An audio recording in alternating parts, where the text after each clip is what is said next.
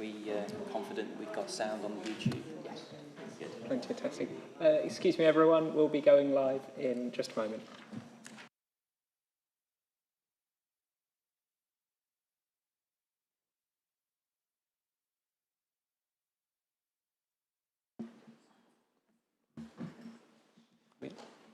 Good evening, everybody. It's 6 o'clock, or just past. It's Executive Scrutiny Board on the 4th of November 2025. Welcome to everybody. It's a very important meeting. Do I have any apologies through? No? Full complement. That's good to know. Before we start, can we actually introduce ourselves? We do this periodically so that we can say councillor name, the ward you represent. We start from the left at the back. So I'm Councillor Matthew Eyre and I'm Councillor for Oakwood Ward. Councillor John Wright, Councillor for Chaddeston East Ward. Hello, good evening. I'm Councillor Martin Rawson, Councillor for Chaddeston West Ward. Saqib Amin, Councillor for Blakery's Ward. Councillor Cecile Wright, Councillor for Arboretum Ward. Good evening, Sarah Bolton, Councillor for Blakery's Ward. Evening, Sue Bonser, Councillor for Abbey Ward. Hi, I'm Lucy Kerr. I'm one of the councillors in Littleover Ward. Thank you to you all for introductions. I'm Councillor Matthew Holmes. I'm Chair of the Exec Scrutiny Board and I represent Mickleover Ward. We also have a very special guest tonight, Councillor Hesselgrave, who's Deputy Leader of the Council. He's kindly agreed to attend. I don't expect him to be the person that's fronting every single question query from our board. However, Councillor Hesselgrave, if you can add value, if you feel that you can answer a question, or it's relevant, please feel free to indicate to me, and obviously I'll bring you into the conversation and the debate. Can I just say that Councillor Nadine Peatfield, the leader, sent her apologies. She's down in London with the Joseph Wright exhibition, so couldn't attend. And I'm not the best person to deputise for her because she's been intimately involved in all stages and conversations with all sorts of people, which obviously I wasn't involved in, but I'll do what I can. Thank you, Councillor Hesselgrave. Obviously, this is going to be heavily led by officers who are always the experts advising councillors. And so, like I say, if you can add value, you're not here to be interrogated. It's a case of a positive debate. If you can feel that you can add value or answer a specific question, then just let me know and we'll proceed on that basis. Late items. Nothing. Late items. Apparently there's none, but just need to say that there have been an addendum with updates and corrections to the report that were published on Friday last week. I don't know if anybody's aware of that, but it's a point to make. Any declarations of interest? No? Okay, thank you. So, moving to the main item on the agenda now, just one thing before we move to Councillor Hesselgrave and CEO Paul Simpson. This is obviously exec scrutiny, we know that. Our job is to scrutinise what is before us and being sent to Cabinet, whether it be a regular agenda or something very significant in terms of LGR, which we're looking at tonight. Obviously, we're all aware that there's going to be a full council debate as well, a full council extraordinary meeting this week. And I think that's where the broad debate will be.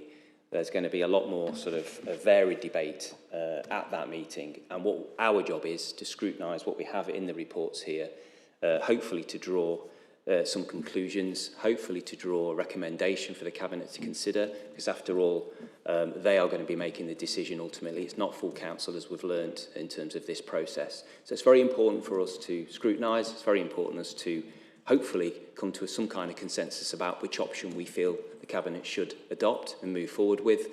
Obviously, the broader debate in terms of personal opinions or whether you're for or against LGR, whether you feel it's being rushed, all those kind of things, that's, I think, for full council. Let's scrutinise what we've got in front of us here ably, because I know we can do that, and we can move forward on that basis. There'll be ample opportunity to pause for questions in each individual section, and obviously ample opportunity to put forward recommendations. So on that note, can I move forward to Councillor Hazelgrave and Paul Simpson to introduce and offer an overview of the options. Thank you.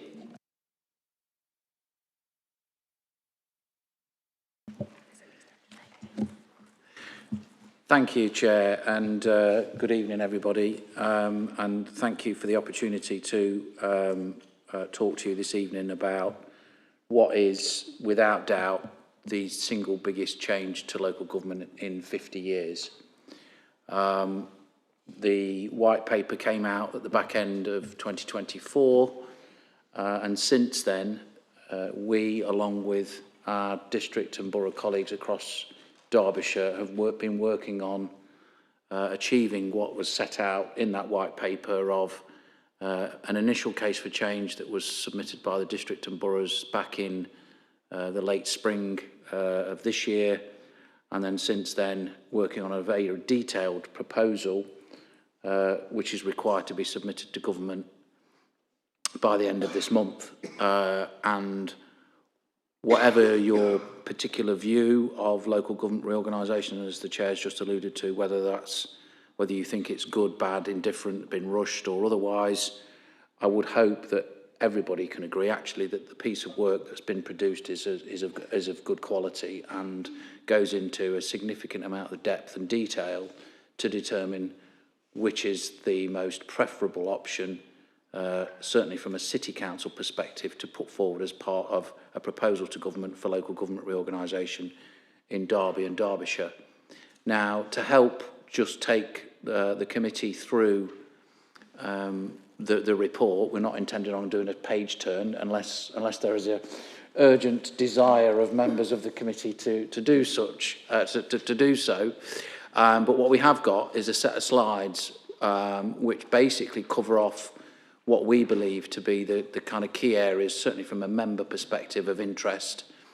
And you can see those on the slide there. So we'll do this piece by piece. I'll start with talking about the options themselves, and then Alison's going to take us through the financial implications.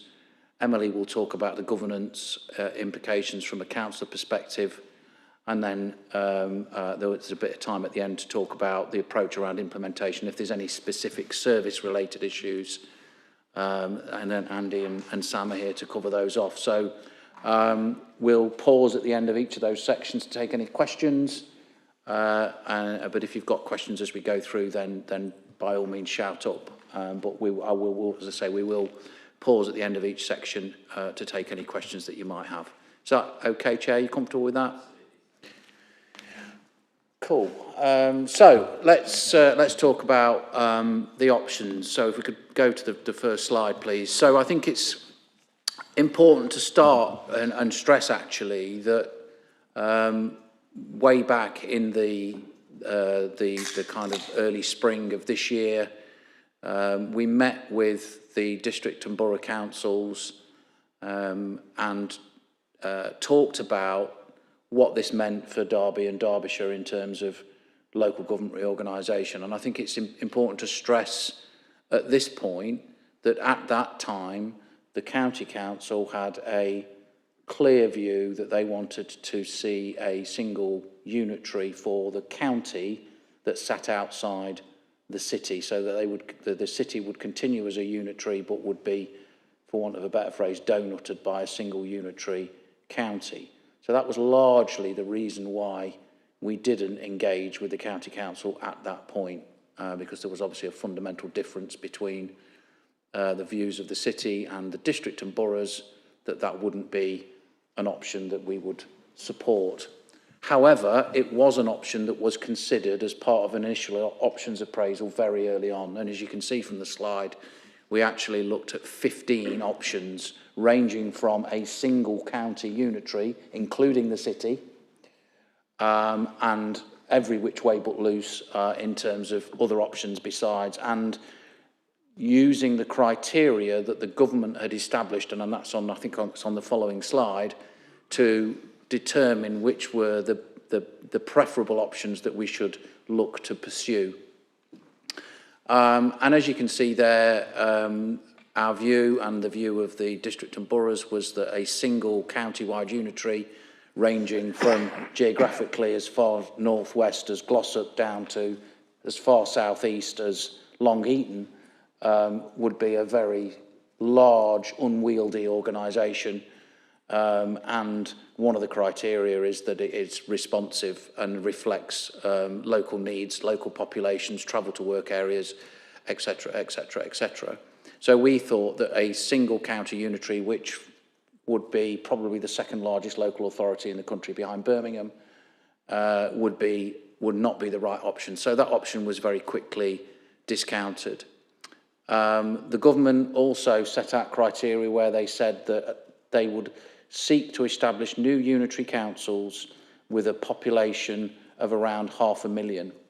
And one of the key things that they'd said very early on was that this wasn't just about existing two-tier areas where you've got a district and a county relationship, but also needed to take into consideration small unitary councils like Derby, whose tax base is limited and their ability to withstand financial shocks is also limited.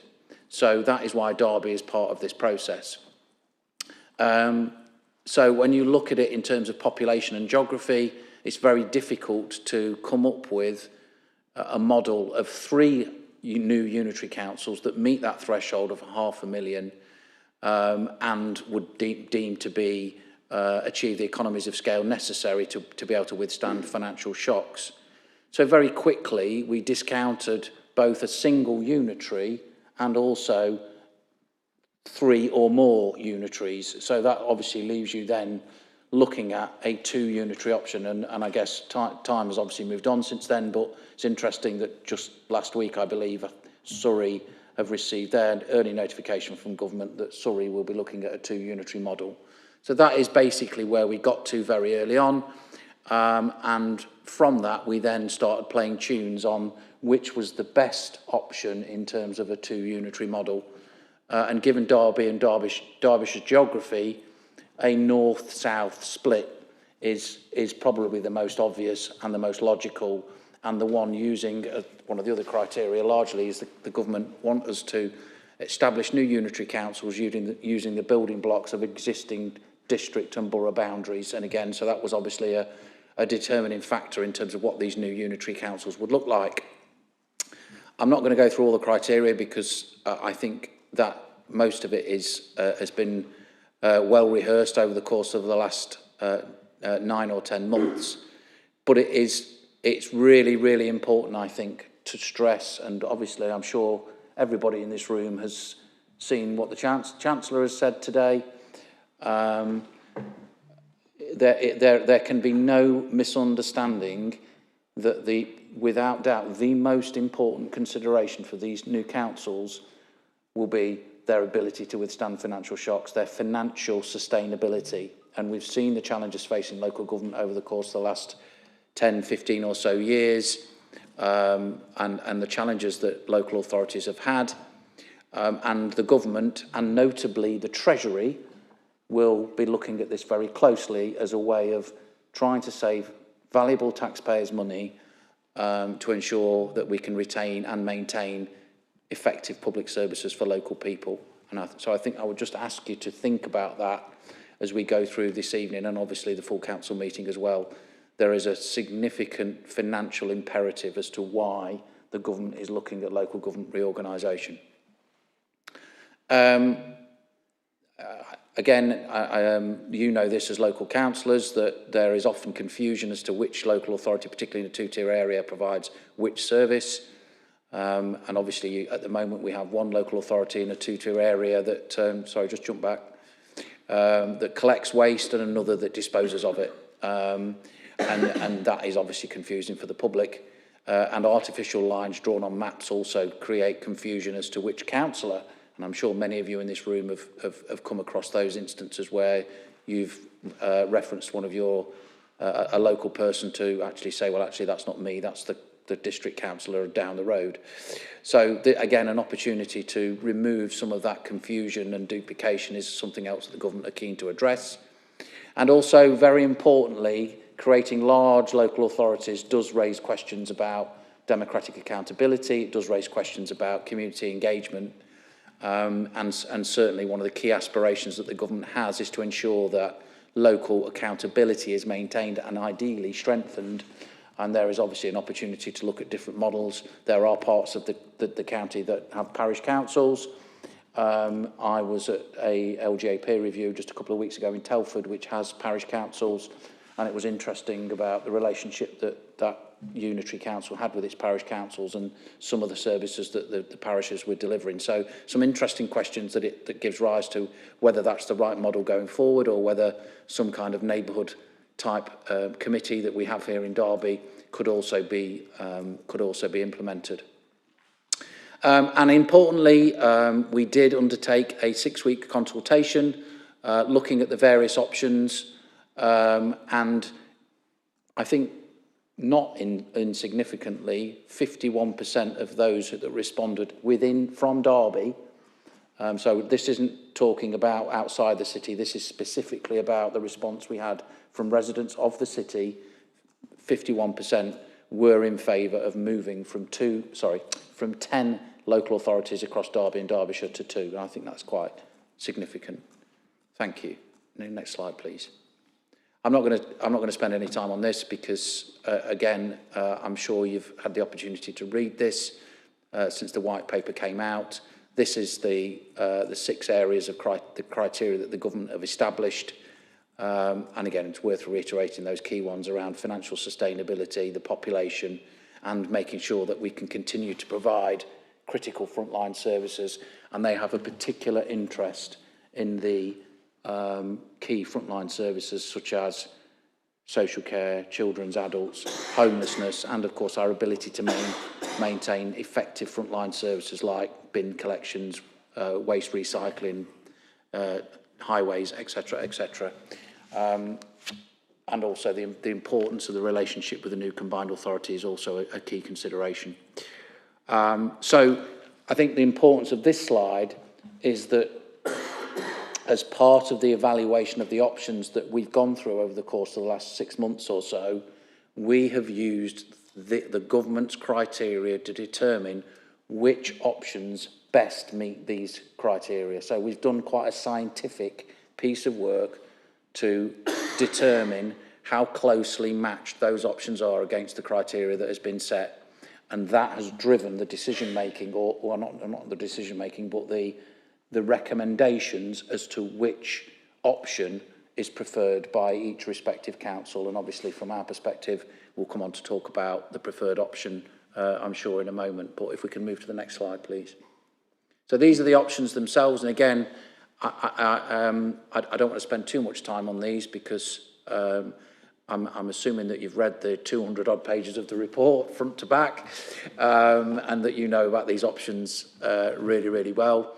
I think the key things here are, so this was the original option A that went out for consultation. This creates a north and a south unitary, a very large unitary in the north, and a geographically much smaller unitary in the south, with Derby joining with South Derbyshire and Erewash, Amber Valley going in the north, with the other district and borough councils that currently exist. It would create a disparity in terms of population, but has some advantages in the sense that there is no need for boundary changes or anything like that. But I think crucially, the thing about this option is one of the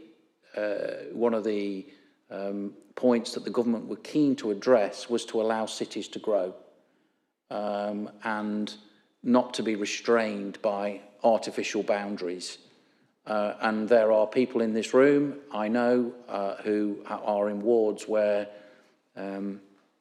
there is housing development in particular that is very close in and around the city's borders, which those people will probably see themselves as part of those communities. They will use the city's services, and that puts obviously pressure on the city's financial position and our ability to provide good quality services. But the council tax currently goes to the county and the district and boroughs. That's a real challenge, and I think the big drawback of this particular option is that the city remains constrained, particularly to its northwest flank. And so our ability to address the challenges that we currently have, particularly with plans put forward by Amber Valley, that's not addressed by this option. So we go to the next slide, please. This was probably the most favoured option as part of the consultation, and the option that, without any changes to those administrative boundaries that I talked about, is probably the best option in terms of delivering to broadly equal-sized unitary councils. The big downside to this proposal is the disparity in population between north and south. And when you're thinking about the financial sustainability of two new organisations, and that's what we're talking about here, is creating two new organisations. Derby City Council won't exist, Derbyshire County Council won't exist, the 8 district and borough councils won't exist. They will be two brand new local authorities serving local people in our patch.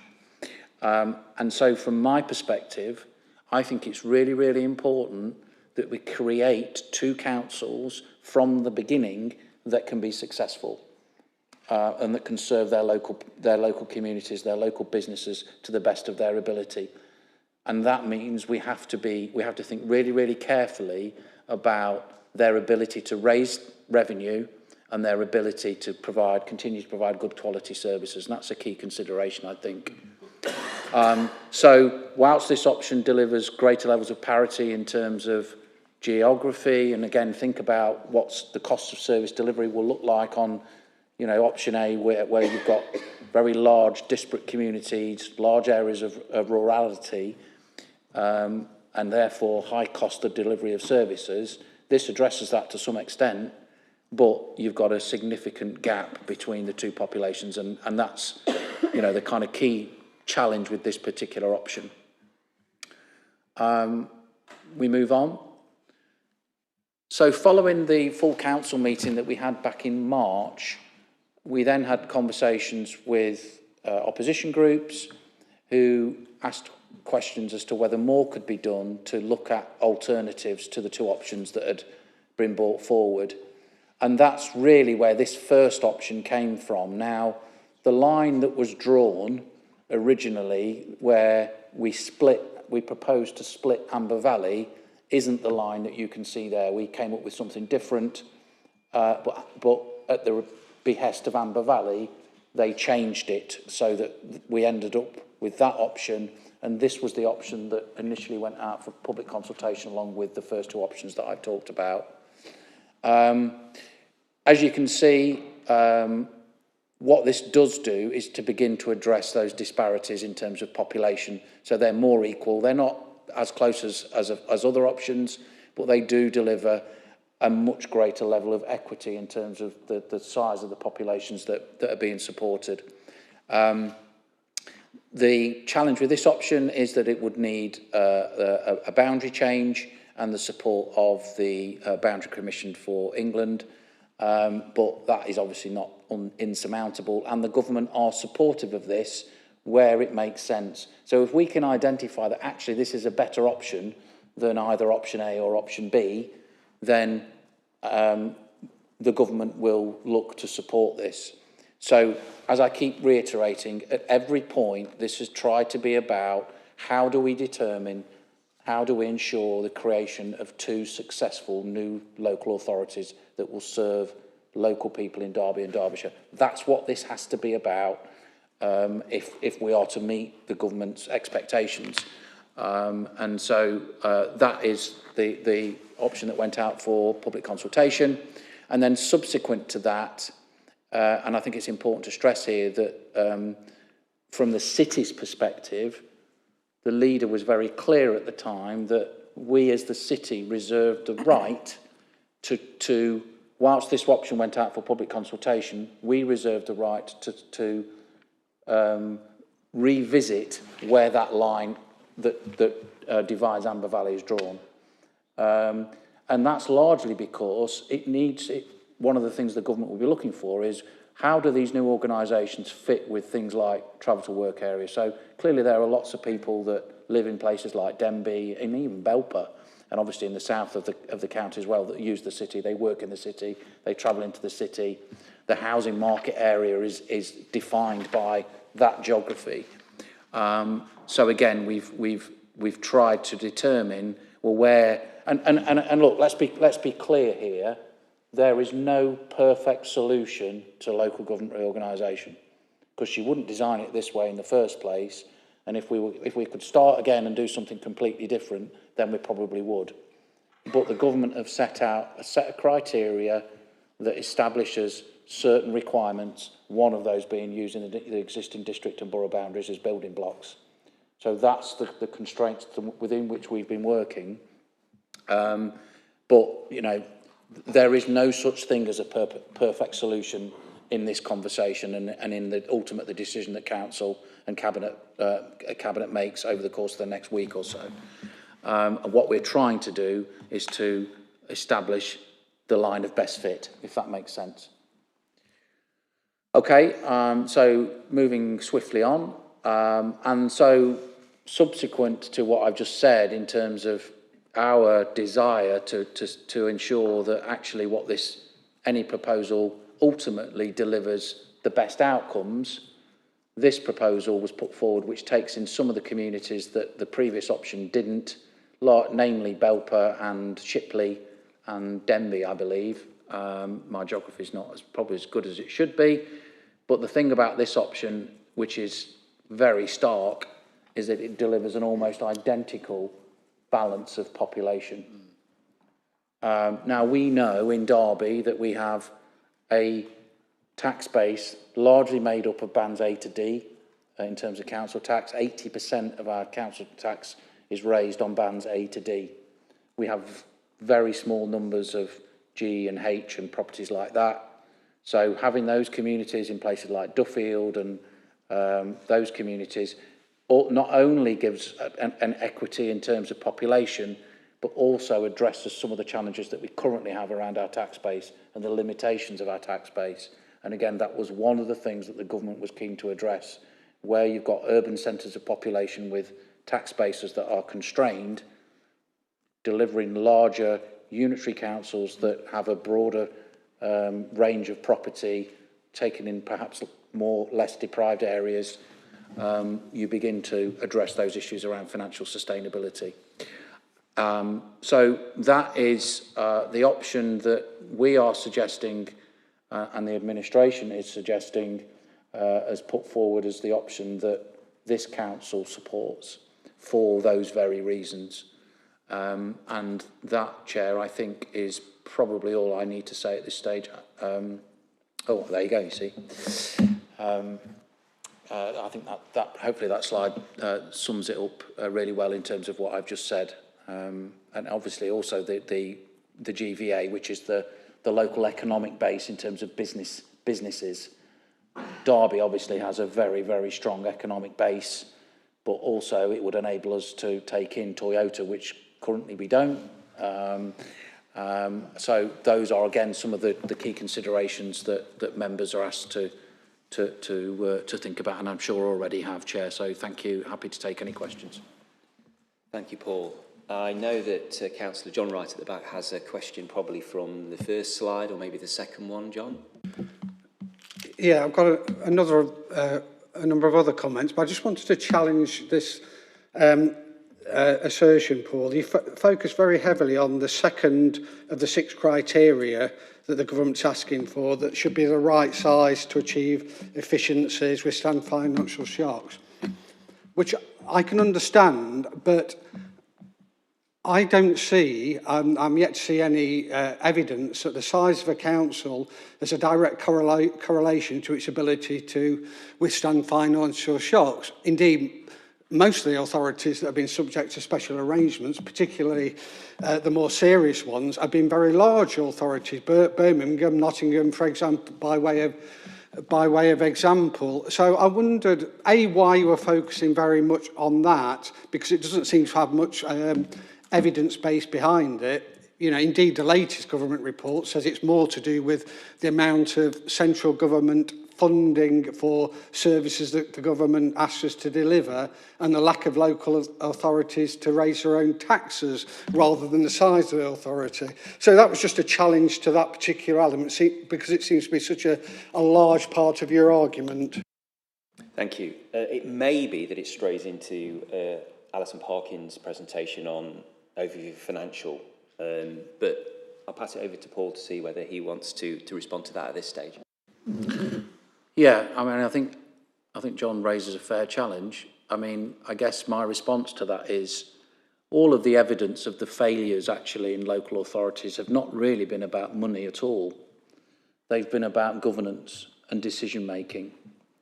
And so if you read the reports into Birmingham, and there's even some suggestion now that actually Birmingham didn't even need to go into a Section 114 notice. And actually the information that was available to the Section 151 officer at the time wasn't sufficient for the Section 151 officer to make that judgment. If you look at places like Thurrock and Woking and others that have had intervention, then it's not been about money, it's been about decision making, governance, and so and of course the other thing I'd say to Councillor Wright's challenge is this isn't my assertion, this is the assertion of the government and the criteria that they've set out. I'm simply emphasising why this is so important to the government.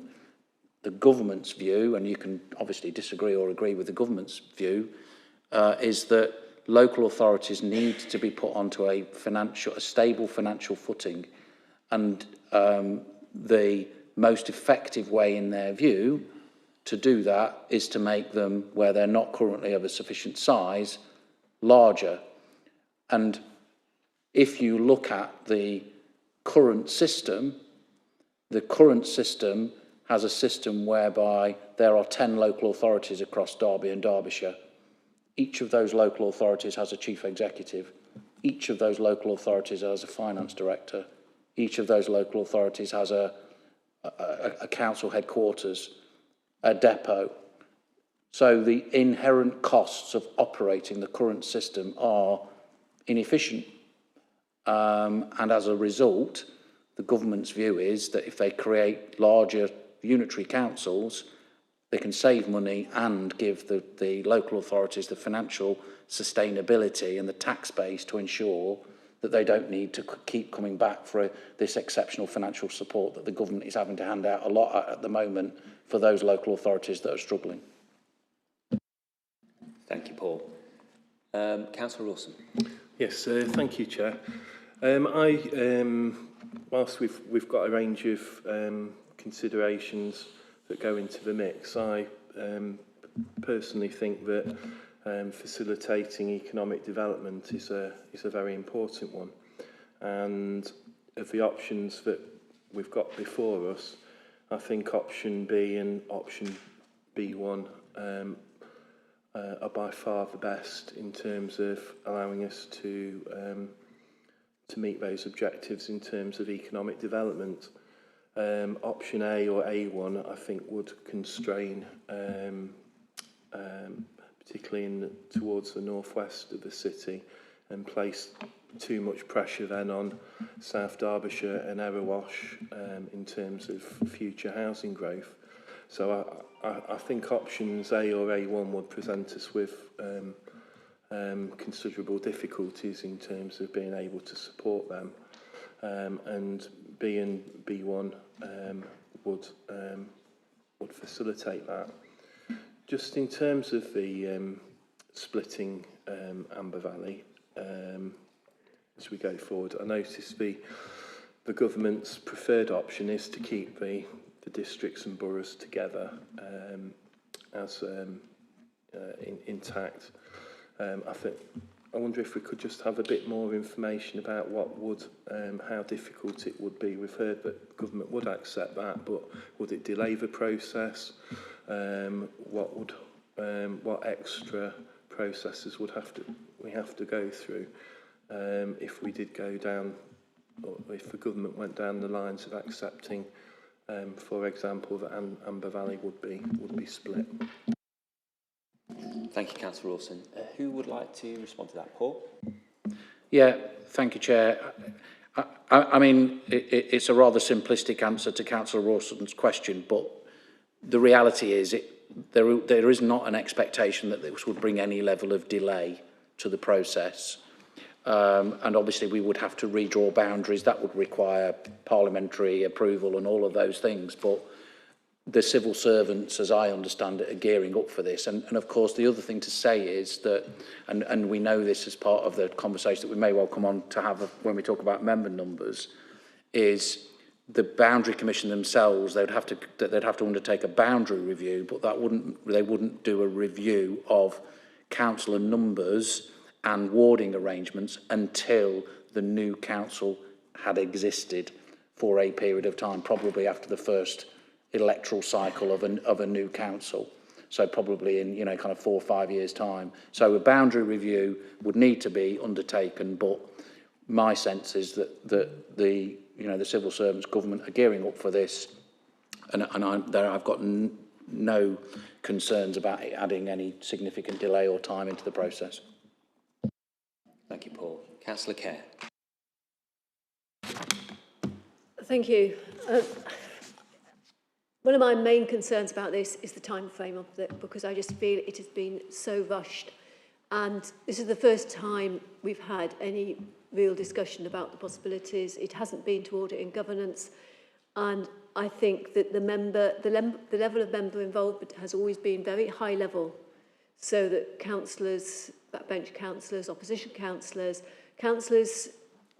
from a range of different positions just haven't had their voices heard. And I think that that is a great pity. And it's not just here, it's within other authorities as well. But my questions at this point, if I may, Chair, I've got two main ones. And the first one is about why the boundary lines between A1 and B1 have been drawn where they have been. In particular, why have we lost the area to the west of Duffield in B1? And why have we not picked up anything of the learning from the consultation that Derbyshire did about the southern end of Derbyshire Dales, which I don't know particularly well, but people south of Ashbourne almost certainly look more towards the south than towards Chesterfield. But we've not had any conversations that I've been aware of as to what happens there, and I would be really interested to know what results on the postcode analysis came back from people living in that area. Because as has been said, if this is a once in a 50-year change, maybe we need to grab the bullet and say what actually is best for that community and not just our community within the city. That's the first point. Could you do the second point? The second point is about the reference to neighbourhood area committees, and I do welcome, Paul, your comments about parishes. There was a comment about strengthening of local democracy, and I think that is absolutely vital when we are losing so much localism in terms of these changes. And it's more so for people outside the city than we are here, which is where we already have, I think, quite a deficit. But I was going to highlight one of the advantages of parishes over neighbourhood area committees, as we have done them in the city, is that parishes are stable. Our neighbourhood area committees are based on wards, and wards are reviewed every 10 years, every 20 years. We know that there's going to be a new warding happening shortly, whereas parishes sit there for maybe 100 years, and people relate much more strongly to that constructed community than an artificial community based on population numbers. All the time I've represented Littleover Ward, people have said to me, but I don't live in Littleover. Some of them think they live in Mickleover, some of them think they lived in the city centre, some of them, I frequently get comments and phone calls probably at least once a month, I have a phone call from somebody in Blaegreaves who says, I want to talk to my councillor, because they know they live in Littleover, but it is not Littleover ward. But a parish would be able to recognise these things. And in our reference, in this document, in our submitted document, I would much prefer to have a much stronger statement about the value of parishes and to ask for elected parishes to be separate from a neighbourhood area committee. Because I think it'll give local identity and long-term identity to communities. That's one reason. The second reason comes back into councillor numbers. But I think in terms of community identity, it is really important. So I'd like to know why we haven't been stronger on that point. And I'd like to know why we're not looking at those other areas to the west of Amber Valley and to the south of Derbyshire Dales. Thank you, Councillor Kerr. So, summing that up then, the first point is why were the lines drawn in the way that they were? And I think you know what the second point is about governance in terms of how the government are approaching this in terms of advocating some kind of governance at ward, district, whatever we're going to call them level. Yeah, as I said earlier, there is no perfect solution to this. And what we've tried to do is come up with an option that delivers that line of best fit as best we can in accordance with the criteria. And so we started off with an intention of not cutting through district and borough boundaries. So the option that Councillor Kerr is proposing, which is, if I can suggest, similar to the option C that the County Council put out for consultation, that was not a consideration by the leaders of the 8 district and borough councils and the leader of the city, but I don't know that it was necessarily our gift, because obviously we've had significant challenges, particularly from Amber Valley, about the notion of drawing a line through the middle of Amber Valley. So drawing a line through 2 districts rather than 1, you know, what we've tried to do is to work together to collaborate in the best way possible. And the geography of Amber Valley, because it is so central in the county of Derbyshire, was the one that we, I guess, plumped for in terms of if we were going to cut a line through a district, then Amber Valley was the better option, because I think, I wouldn't disagree with the point that you make, Lucy, about how the people of places like Ashbourne view themselves. I don't live in Ashbourne, but I think they see themselves as being associated with market towns like Bakewell, Matlock, and others, rather than a city like Derby. Whether or not I guess my question is whether or not they've clocked that a new unitary council in the north of the county is unlikely. And I say unlikely, I don't know for a fact, because that's not been decided, so really important I make that clear. However, I think it's unlikely that a new unitary council would base itself in Matlock. And I would agree with the assertion that was evident in your question, that it's likely to be Chesterfield, because it's the other large area of population in the county. It's got a large town hall that could accommodate a large unitary council. We all know the challenges that the county is having with its own headquarters at the moment. It's very, very expensive, etc., etc. But it's not for me to get into that, is it? That's not what tonight's about. But I guess I would agree with you. I think it's interesting if those communities, they might not associate with a city, but do they associate with Chesterfield? And I think that's a really interesting question. Chair, can I come back on that? Because did we do an analysis by postcode of the responses we had back from that southern end of South Derbyshire to actually be able to review, as we reviewed for B1, to be able to review the appropriateness of our preferred option? Did we do that analysis? Well, I think the first thing to say, of course, is that our preferred option wasn't actually put out for consultation. And why have we drawn the line where we have? I think largely to just address some of the issues that we felt were important. particularly for things like travel to work area. So some of those communities in Amber Valley commuting into the city weren't represented by option A1, and it's minor tweaks. I mean, the difference between those two options is relatively minor. And of course, the numbers of responses that we've got from communities like Ashbourne and places like that is very small. I mean, the total number we've had of responses is 7,700.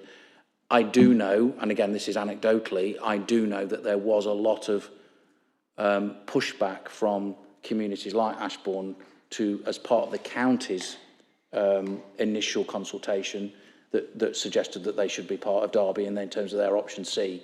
So I think there was quite a lot of local resistance to that, but I haven't got the hard and fast evidence, Councillor Kerr, right here, right now. I'm sure we can find some evidence of what we got, but I wouldn't have thought it would be overly conclusive. Thank you, Paul. Before I go to Councillor Eyre, I think... Sorry, Councillor Kerr. Sorry, parish councils as well. The importance of parishes for stability of communities. Is that a statement or a question? I was asking for a comment back because there was reference to neighbourhood committees, but there is not an endorsement of parishes and the stability that parishes give you within the city, which other areas do have. Thank you. Am I right in thinking that parishes are one reason why the government wants to make a change, because they don't feel that that model necessarily is the way forward? Is that you know, I don't think they're necessarily suggesting that parishes should remain within this structure, are they, Paul? To be honest with you, Chair, I'm not sure they've been particularly definitive about it. I think they acknowledge that some form of local representation, be that neighbourhood committee, be that parish, is probably for local areas to determine. We haven't endorsed parishes, largely because we don't have any.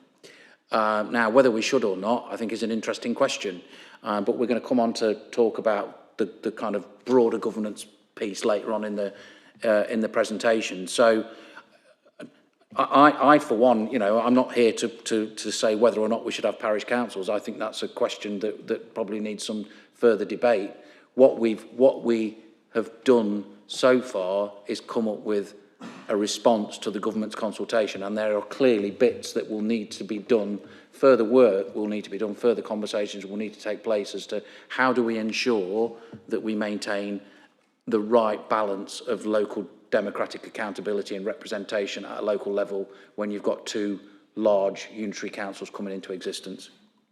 So, Councillor Kerr, I think that means that you will have the opportunity to present that as possibly one of the options in the mix moving forward.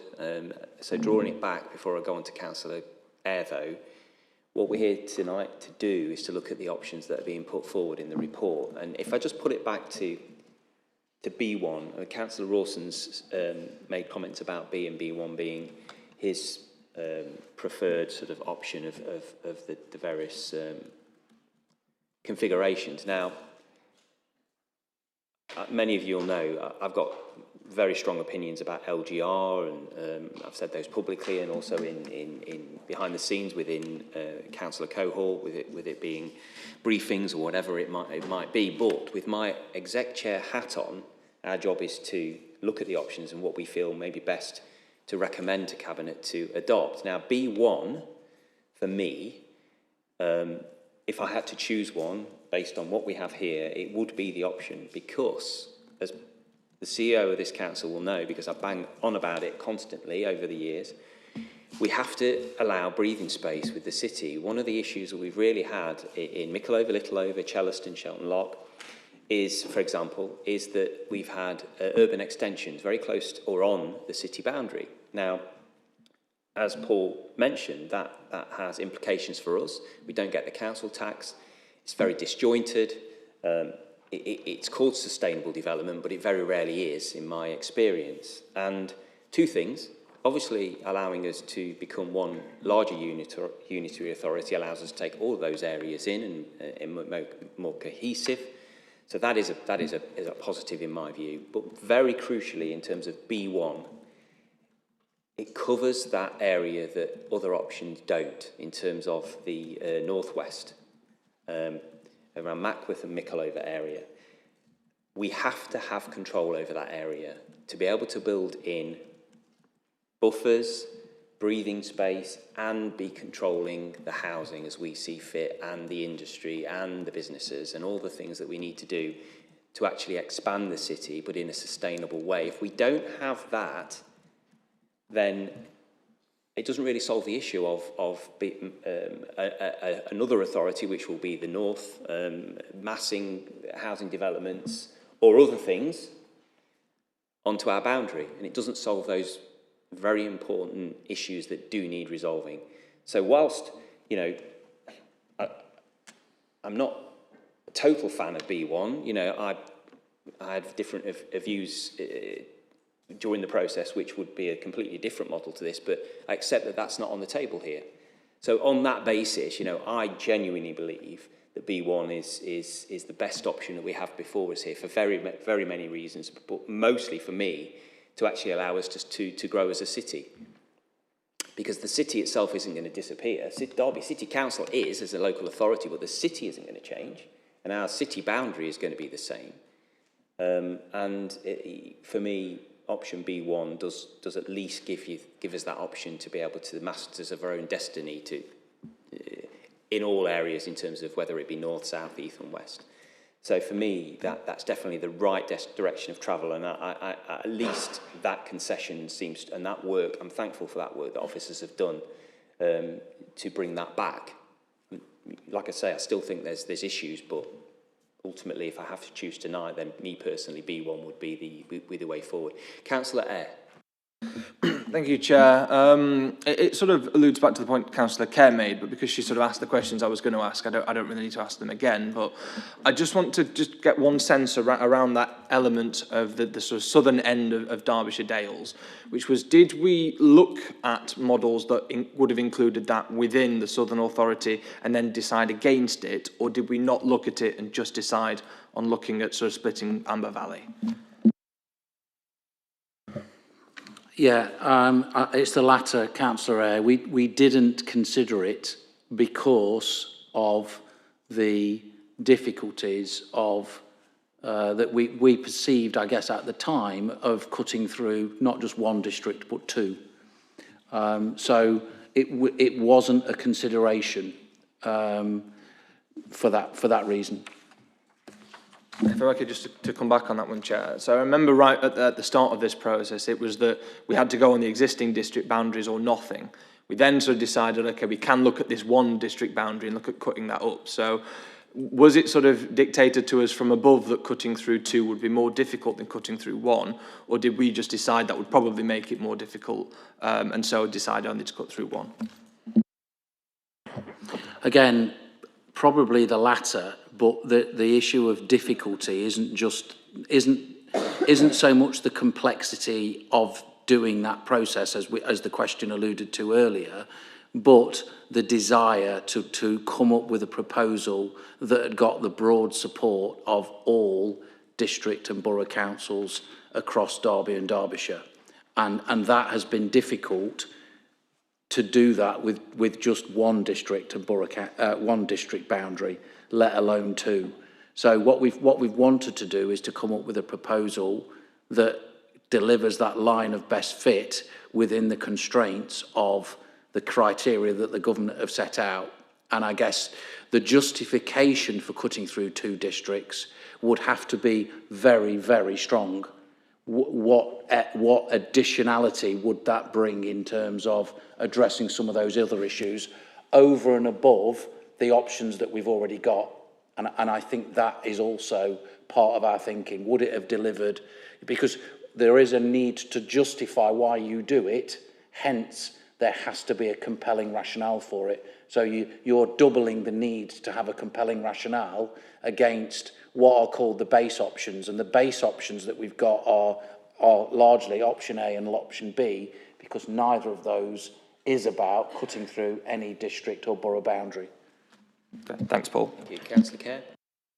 Thank you. Just coming back to this boundary change in Amber Valley, am I right in thinking, and I've just had a very quick look at this, that A1 is based on county division boundaries and B1 is based on parish boundaries. And does that make an implication and a difference? Yeah, I'm being advised, Councillor Kerr, that it's both parish, not county, no. Thank you very much. Well, we'll move on. One point to make as well before we just go to Alison on the financials. You know, as it's been alluded to, this is a change for decades to come, and so as Paul mentioned, that I think there needs to be some flexibility with government, because then they're not going to get the perfect sort of submission. It's just impossible to do that, and so there's going to have to be some give and take. And I would hope that if, for example, B1, whether you fully support it or not, if this is, I suppose, to coin a phrase, the best of the worst, if you want to say that, other people may think it's a perfect option, but whatever. If that was taken forward and it does propose slightly off-piste kind of suggestions about Amber Valley, they're going to have that flexibility to actually to accept that and do the work to allow it to move forward, in my view, as well. Because, like I say, this is going to be something for the very long term, and you know, we need it to be right as best it can be. Alison Parkin then, so if you can give us an overview of financial implications. Sorry, Chair, just for clarity, because there's quite an important word missing from that slide. It's come off the end. If you just jump back to the last slide, it says, important for Derby to express a preference to government by submitting a. Yeah. It should say, well, you can see it's gone on to the next line, you can't see it, proposal. Okay. So my ask is that, and I understand the politics, and I know there'll be a conversation, there'll be discussions about it at full council. I absolutely accept all of that. I'm simply saying from my perspective as Chief Executive, I would prefer if we can get to a place where we are actually joining with our district and borough colleagues and submitting a proposal to government. I think that's quite important. Thank you. Yeah, I mean, that point's been made. You know, what we say, what I say, our opinions, Councillor Kerr probably have a lot to say within full council, which strays well outside of our role as exec scrutiny to look at what we've got here. So, yeah, it's a very fair point, and I think there's two distinct roles there in terms of what we're doing this evening and then maybe a wider debate. So, yeah, good points. So, Alison, would you like to take things forward, and then we'll pause again for further questions and queries. Thank you, Chair. Probably just a couple of observations just to add to some of the questions that have happened previously before I get into the presentation. Just in terms of Councillor Wright's question and observations around the financial sustainability and size of organisations, I just think it's, while, as Paul said, there's no evidence to suggest what that right size must be, but there's obviously three key drivers that feature into that financial sustainability, and they've been the three key drivers that feature in the fair funding reforms that central government have recognised that is a fairer distribution of funding, and they're around relative deprivation, the tax base and the population, and they're the three drivers of funding, and I think they're probably the three drivers of the criteria that have been looked at in terms of the recommendations within the proposal. So I just think it was important just to draw that out. And also just on the disaggregation, and we've, whilst Paul's recognised that the disaggregation wouldn't slow down the process, the bid does recognise the complexities of a disaggregation, and there are some additional costs built into the bid. So where there's a disaggregation of Amber Valley, for example, there's another £4 million been built into that, and obviously as more districts are disaggregated, then those costs increase, and I think that's the evidence and criteria basis that the government look to in terms of value for money, in terms of return of benefits against further disaggregation against the costs that would incur doing so. So I just thought it was just important to add to that, if that's okay. Okay, so if we just go onto the first slide. So In terms of the financial implications, the bid needs to demonstrate a few elements of criteria, which has already been picked up in previous slides, but predominantly, can the bid demonstrate that the implementation can be funded? Are those unitaries the right size to achieve those efficiencies and improve capacity and withstand those financial shocks? And I think that's been evidenced as part of the debate this evening. And will they remain viable and stable to be able to withstand those pressures and demands of the future? So they were some real key criteria that the bid needed to demonstrate. And the financial implications had gathered and been worked very closely with the Section 151 officers across the city and the districts. And we have worked and demonstrated that the bid has been built on evidence and data to support that. So the model was absolutely evidence-led, and as I said, there was full collaboration with the Section 15 officers that did meet weekly for a number of months on this piece of work, and we together agreed the scoping, the methodology and the data collection and how we were going to absolutely validate that data. And from that, we delivered an estimation of savings. We stress test those savings, an estimation of the implementation costs and the disaggregation costs associated with each of the proposals. And the headlines of those outcomes are detailed in the slide.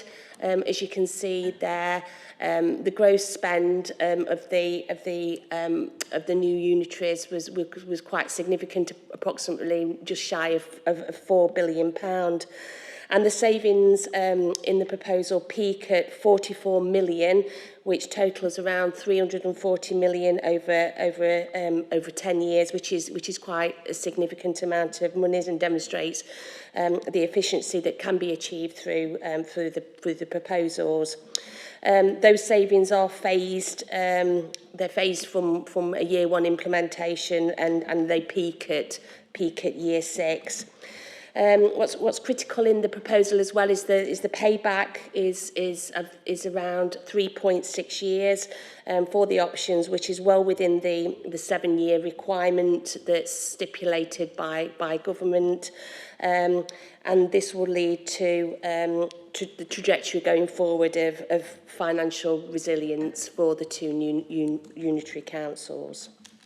So we just go on to the next slide, please. So in terms of some issues to consider, obviously this bid has been prepared at a moment in time on the data that we had available. And council tax harmonisation is critical to the financial sustainability of the two new unitary council. However, it is a decision for the new council and not a decision for the existing districts and city. The fair funding reforms are really critical. Whilst we've tried to analyse what the impact of the fair funding reforms would be, we're working in a little bit of a vacuum at the moment. The outcomes of the fair funding reforms are unknown, although we do have some headline data that we've been able to feed into some of the proposals. But until we see what that local government reform looks like in December, when we get our local government finance settlement, it will be really hard to determine the absolute outcomes for that. But we've done our best from the data that we've had available to us to be able to build that, build those into the proposals. As I said, the bid is based on a position at a moment in time. The future financial positions of all the councils could absolutely move from the assumptions that we've made in the proposals. They've all been based on the current medium-term financial plans, and they were refreshed from some of the data that had been available during the course of this financial year. So for Derby, the data that was used was from the February budget report, but we also overlay that with some of the context that was happening as we went through the financial year and reflected the Q1 position. So we did have a look at rebasing that based on the most current position that we could do that, but obviously that could move in the course of time, and that could be a risk to some of the assumptions in the bid.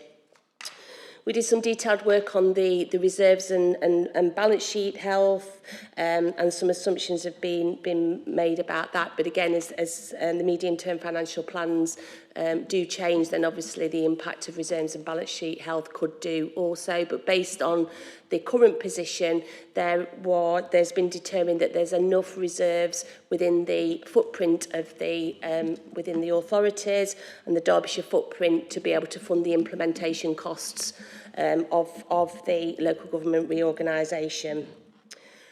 I think what's also critical really is that as we move forward, it's really important that as organisations we agree a set of principles around value for money and protecting those assumptions that have been made in the business plan in terms of ensuring that councils still adhere to value for money going forward and don't invest reserves in a way that undermines the objectives of the local government reorganisation, and that's something that all the 151 officers and the chiefs will continue to do as we move through the process. One of the big unknowns as well in this area is the DSG, the Dedicated Schools Grant, and the deficits that are being held by the upper tier authorities. So Derby City Council and Derbyshire County Council are holding significant deficits off their balance sheet currently, being held by national government, and we will not know until later on, until 2028, until the DSG override ends, and we get some indication probably next year as part of the comprehensive spending review what happens with that debt. So in terms of the bid proposals, the risks have been identified, but that DSG debt has not been overlaid with any of the assumptions that have been made in the business case. Thank you. Thank you. I'll open it up shortly. Can I just ask for just a plain English explanation about council tax harmonisation? Obviously, it means equalising council tax over the new, much larger unitary authority that's going to be established in one form or another. But obviously, without the detail, that we just explain that so that anybody that watching this can understand what you mean by that. So, obviously, the districts and the city council have different bands, have different council tax rates, and as they form into a new unitary authority, that new authority has up to 7 years to ensure that the council tax levels are equal amongst all residents within the boundaries of that new authority. Now, and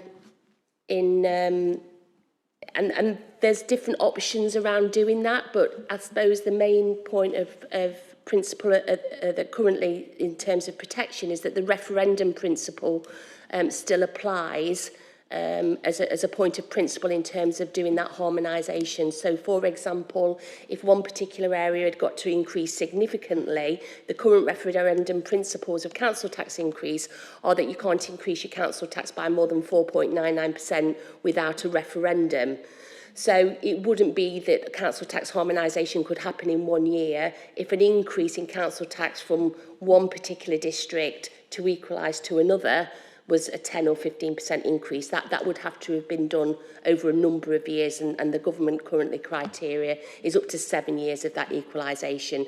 So it could mean that to get that equalisation, some areas go up incrementally as they would through the normal process, at a different rate to what probably other areas would be in that unitary until we reached a harmonisation. Thank you. And that's the kind of detail that residents of the new local authorities are going to be interested in.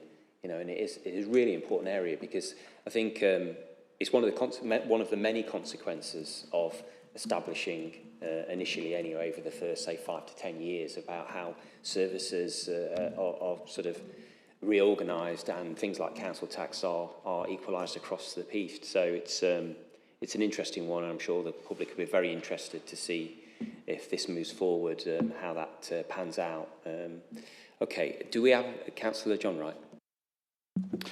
Yeah, thank you for that explanation. A lot of play has been made on the potential financial savings for a larger authority. So I wanted, if I could, Alison, if we could a little bit a deeper dive in terms of the analysis. And the reason why is that when you look at other authorities have been through this process, the analysis that was done originally don't appear very credible. For example, Cumbria in 2015, when they did their initial assessment, was stating that they'd make 33.5 million savings over 5 years. They actually became a unitary authority, two unitary authorities in 2023.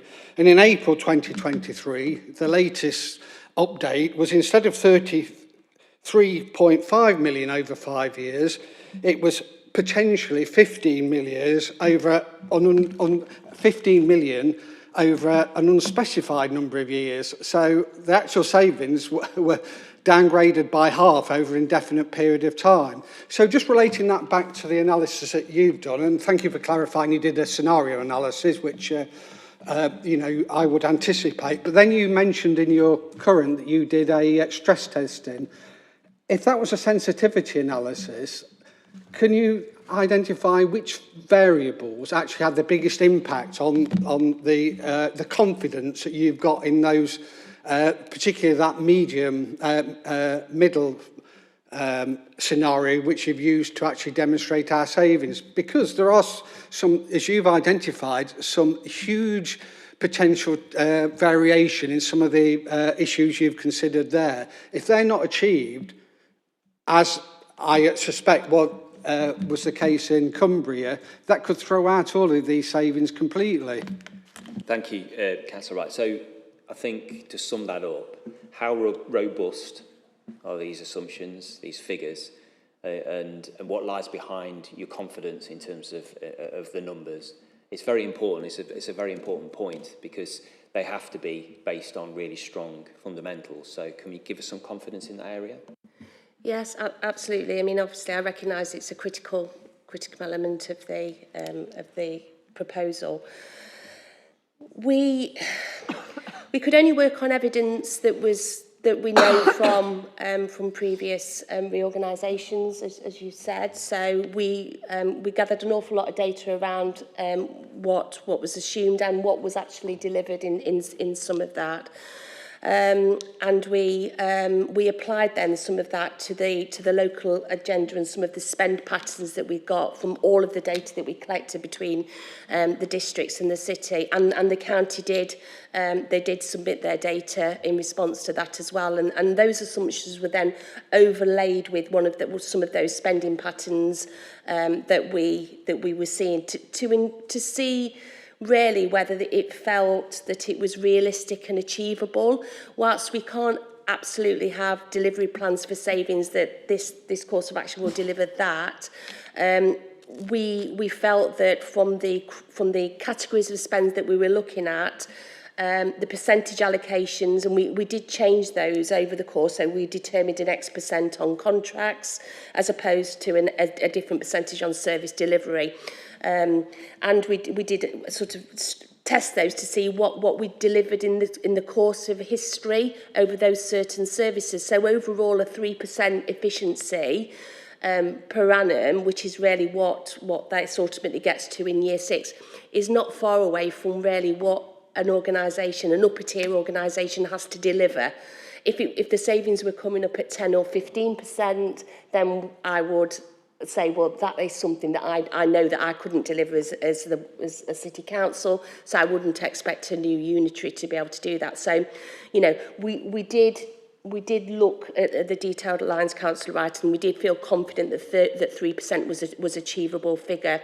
We also had other conversations with other people that have recently been through this. So through my network of 151 officers, I have had conversations, and I don't want to name any local authorities, but I've been assured by some that have gone through reorganisation that one of them had delivered, not in year 1, but in year 2, £60 million worth of efficiencies. And that was from their 151 officer that confirmed that. So, you know, some of these assumptions have been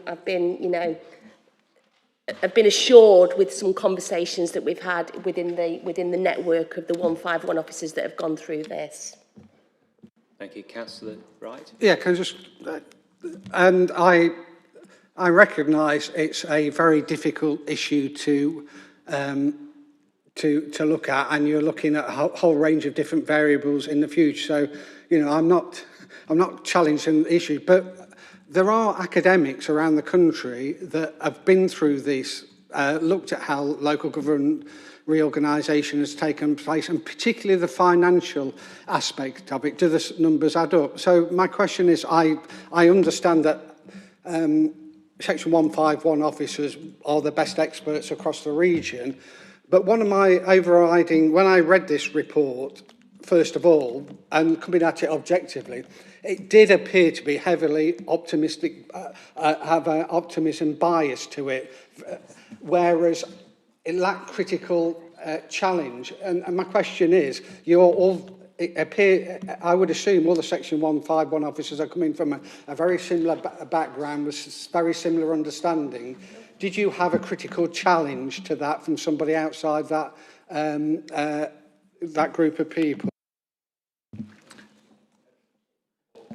Chair, I think it's important to stress here that obviously Alison and the other 151s have had to base a set of figures on imperfect information because we don't have detailed access, particularly to the county council's financial information. They've provided some financial information, but we don't know what their kind of true financial position is.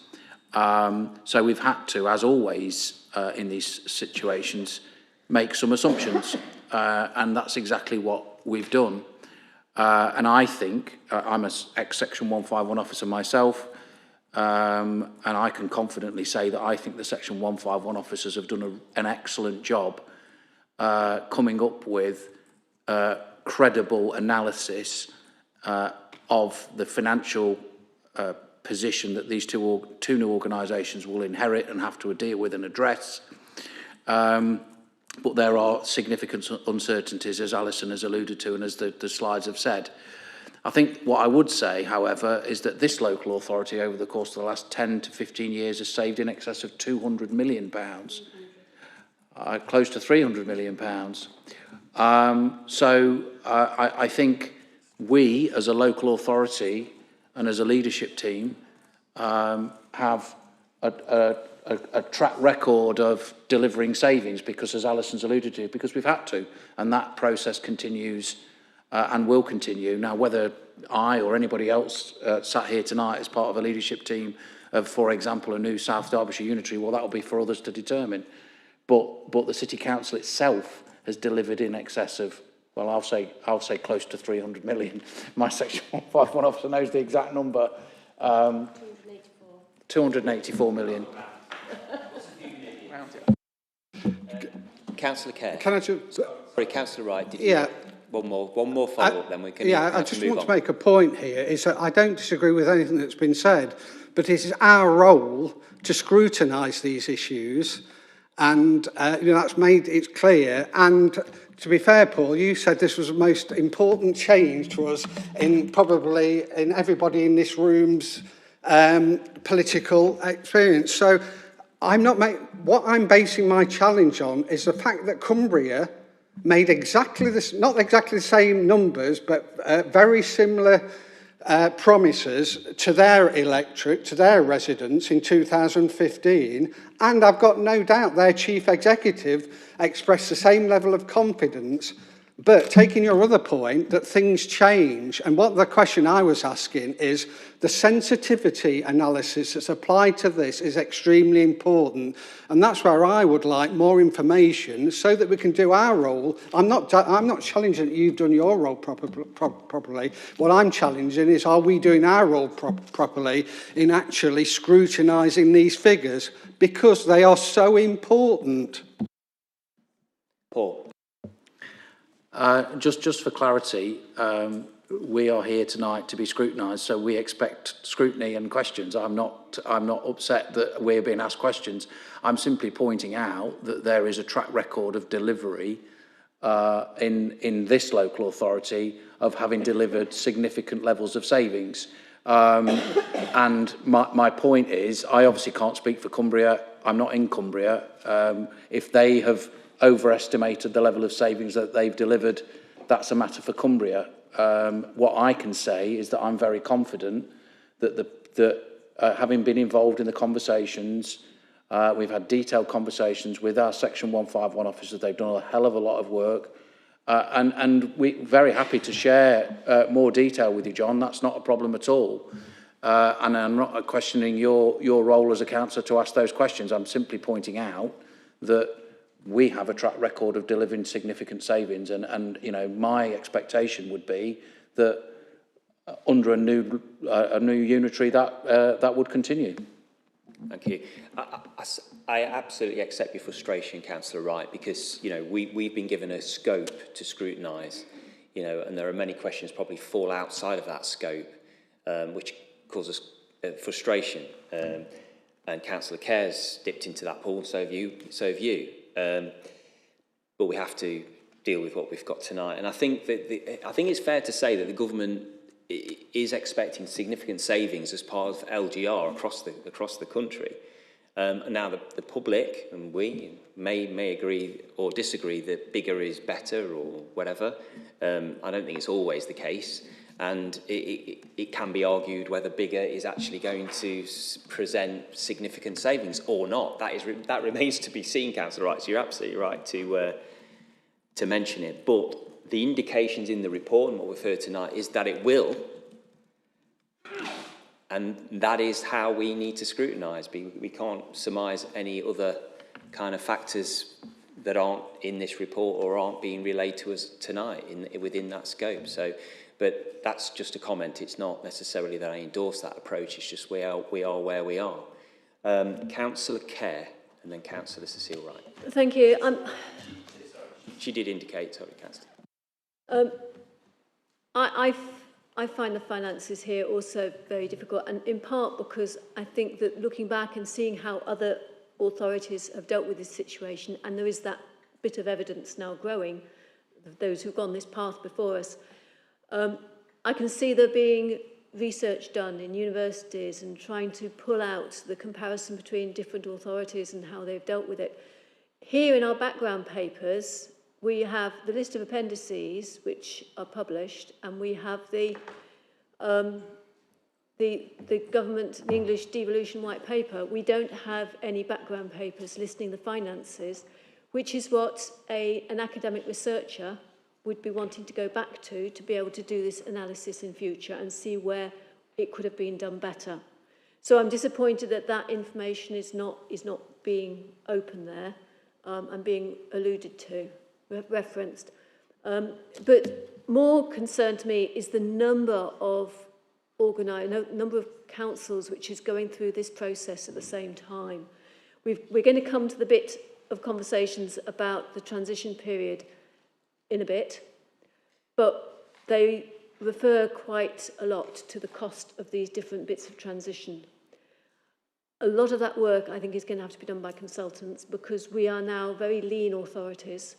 We haven't got the capacity to do all that change management in-house. So we're going to be reliant on consultants who will therefore be able to put their prices up. And I just wondered to what degree in that analysis we have expected the prices to have gone up so that those consultants can pull in people who might have previously been doing academic work or have recently retired or whatever to get them to help us. So the challenge is, have we built in the use of consultants? What kind of costs are involved? Is that something which we've inherently put into the process? So we've cited implementation costs of 60 million. Again, that's based on a mix, a hybrid really of things. One based on what other experiences local authorities have experienced. So that would include, you know, significant consultancy costs as in relation to that. But also we reflected that from a local position as well. So for example, we've cited what our ICT costs were going to be. Now, when we took the work from the consultants, this is just one example of the challenges that we did. They originally identified that the implementation cost for ICT would be 3 million. We said absolutely not. I can spend 3 million on implementing a finance system just for the City Council. So those implementation costs were revised and were circa 30 million. Obviously, that there was other contributions around existing budgets, but that just gives you some example of some of the challenge that we put into it. So it's based on, yes, what we've got from previous ones, but also relaying as much as we can the local context. Thank you. Now, Councillor Cecile Wright, thank you for being patient. I didn't bring Councillor Kerr in before yourself. She did indicate, so I'm just doing it in order. So. Assuming that along this process there'll be some sort of risk analysis formula that will be implemented to gauge the extent to which the proposals, the savings, etc., will accord with what's expected. If I can just move it from the sort of abstraction here to some of the nuts and bolts. When we talk about the savings here, I mean, what are we talking about in terms of cuts, jobs, people, staff losing their jobs across the piece? So what are we talking about here in terms of pending cuts to jobs? And also the reserve and the balance sheet. I mean, is this a relationship, a link between that, what is proposed, the desirable reserve in mind, and jobs, losing jobs? Can I just say, I mean, obviously, I think Paul's alluded that there may be too many CEOs that is actually required. So I'm very happy to answer the question, Chair. But on that, lower down. But there doesn't necessarily have to be a much larger authority requires more staff.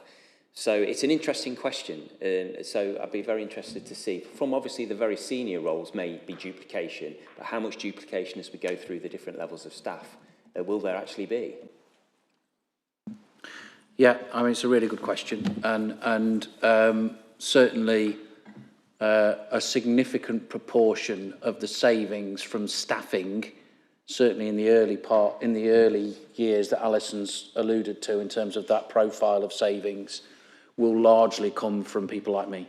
So we have 10 chief execs, we have 10 finance directors, we have 10 directors of place, there's 10 chief planning officers, and so on and so forth. So the most significant savings will come from senior level posts. I think the way I would look at it as well, of course, though, is to say, as well as the opportunities to make savings, LGR is also an opportunity to address some of the challenges we have about capacity and capability. We know we have significant areas where there are hard to fill roles, particularly in the smaller districts where they perhaps haven't got the resources or the level of work that would encourage somebody to apply for a particular role. So there will be the opportunity to harmonise the workforce. I've said this many times. On my drive home, I can see a refuse lorry from South Derbyshire, the city and Amber Valley in the space of a 20-minute car journey. So it's not just about people, but also assets, resources. You think about the opportunities that this presents as well in terms of land. At the moment, we've got 10 local authorities occupying 10 council buildings or 10 depots or 10 etc., offices and those kind of things. The opportunities to rationalise those assets, releasing brownfield land for development, housing, business.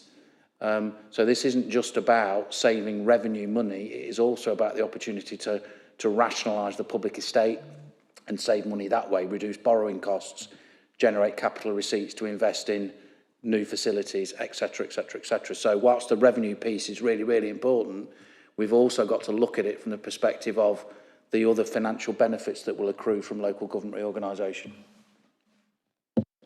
Thank you, Paul. So, reserves? Projected reserves for the new authorities. That's not really part of the proposals for the new authority. We were just establishing the reserves. Were they sufficient enough to get us to that vestment day? Yeah, we looked at whether the current reserves were adequate enough to be able to fund the proposals. Yeah, the actual transition. Okay, thank you. So we'll move on. Emily now to provide an overview of democratic implications. Thank you, Emily. Thank you, Chair. So, just move on to the next slide. So, a lot of this has already been shared with councillors, but just to reiterate, for each of the 4 options, there is a council size for both the Northern and the Southern Authority. And in all of those options, the number of councillors proposed for Derby remains static at 34. We have worked on the advice from MHCLG and the Local Government Boundary Commission for England, who advised not exceeding 100 councillors in the proposed council sizes for the new authorities, except where there is a strong local justification for that. And by that, we understand something exceptional that just about our area that would justify that. We understand that there will be shadow elections for the new authority in 2027, which will elect councillors for a 5-year term to the new authorities. And that essentially works out as a year in the pre-vesting period as part of the shadow authority, and then 4 years post-vesting day. And our understanding also is that existing councillors, so the existing Derby City councillors' terms, will be expected to be extended to 2028 to continue the running of Derby City Council prior to vesting day. So the first set of elections in 27 will be based on an interim council size and warding scheme, with a full boundary review expected during the first term of the new councils. That boundary review cannot take place until the new authorities are formally vested. Let's move on, please. So obviously we have very much relied on the guidance of the LGBCE, which is an independent body responsible to Parliament, not government. They conduct the electoral reviews, but as I've just mentioned, they can only carry out that review of a local authority which exists in law, and therefore after vesting day in 2028. The new unitaries run on those, therefore, on the interim arrangements for the shadow election, and then have an electoral review. To bring forward the councillor numbers proposals that are within the overall proposal, an election subgroup was established as part of the local government reorganisation governance work stream to develop proposals for the interim council size. And James was very much involved in that working in that subgroup, and Alex and myself have been involved in various conversations around the governance work stream. So MHCLG and LGBC advise that proposals should focus on establishing the right overall council size, with detailed warding to follow later. So their advice has been very clearly that we shouldn't identify an interim council size with the view that that overall number of councillors should be altered following the new authorities being established. We should look to right size from the beginning, but understand that there may be changes to the warding following the review. To enable council sizes to be calculated, we had to establish a preliminary warding pattern to help give us a starting position, really. Otherwise, where would you start essentially in taking these proposals forward? And that preliminary warding pattern was developed using 2029 projected electorates, based mainly on existing city wards and county divisions, with very limited adjustments to correct anomalies. The interim arrangements set out in the proposal submitted will inform eventually the structural changes order, and as I've said, there'll be a full LGBC boundary reviews expected during the first term of the new councils. The provisional warding model that's been proposed aims to minimise electoral inequality, although the Boundary Commission have confirmed that wider variances than the usual plus or minus 10% variances are acceptable at this stage. So on this slide, you can see the proposed Southern Unitary Council size and in the 4 options, and the proposed electors per councillor. Obviously, there are differences in the number of councillors in all of those options, and obviously that gives you that difference in electors per councillor. Just moving on. As I mentioned at the start, under all the options, Derby City would have 34 councillors representing 17 wards, and each of those 17 wards would be 2-member. Existing ward boundaries are retained, except the existing 3 Chaddeston wards, which we have proposed would be combined into 2, similar to the former Chaddeston and Derwent wards. And it's also, we just wanted to flag that the proposal also establishes charter trustees for Derby and Chesterfield, with the intention of protecting historic rights, including the Mayor of Derby and Derby's city status, and other key civic matters for the other authorities. So, for example, things like the charter fairs and other things. Just picking up on that point on the creation of town or parish councils for currently unparished areas, government has provided some guidance in the sense that the government wants to see every new established local authority hardwiring local community engagement into their own structures. But that is very much a matter for the new authorities to establish. The shadow authorities will consider that, and they will take those matters forward. It's not a matter for the proposal at this stage.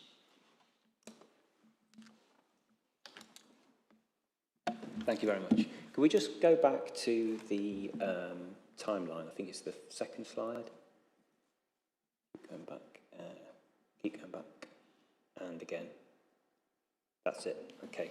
So just to recap, because it can be, it's quite straightforward, but it sounds complicated. So again, probably with the benefit of the public watching or listening to this. So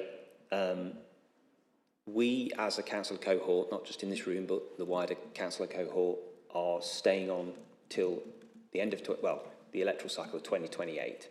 So it's an extra year than we were expecting, and that those who are elected to the new authority may or may not be those same people.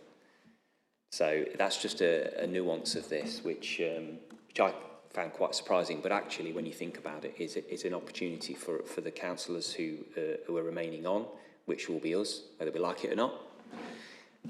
For that year, we'll be able to work very hard to transition the council towards the new unitary authority. And I think there's going to be a great deal of work to do in those first few years for both the timing out Derby City councillors for that 1 year, if we can call them that. I'm not even sure whether they would actually be formally called Derby City councillors, but they're going to have a lot of work to do, as well as the councillors who are responsible for establishing the new unity authority. So actually, I do welcome that personally, because I think that there's going to be a lot of work that's needed across the board.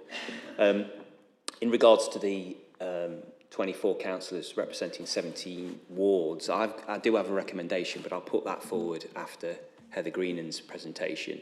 And I'm sure if you've been in the councillor briefings, you'd have heard me bang on about it. I feel very strongly about the electorate to councillor ratios and variances of certain areas of the city. And I think, hopefully, if I put that recommendation forward in some detail towards the end of the meeting, then obviously we can have a discussion about that, and hopefully you'll consider it a good idea, and we'll see if we can agree that to move forward to Cabinet to consider it. But are there any questions in terms of the governance? Councillor John Wright.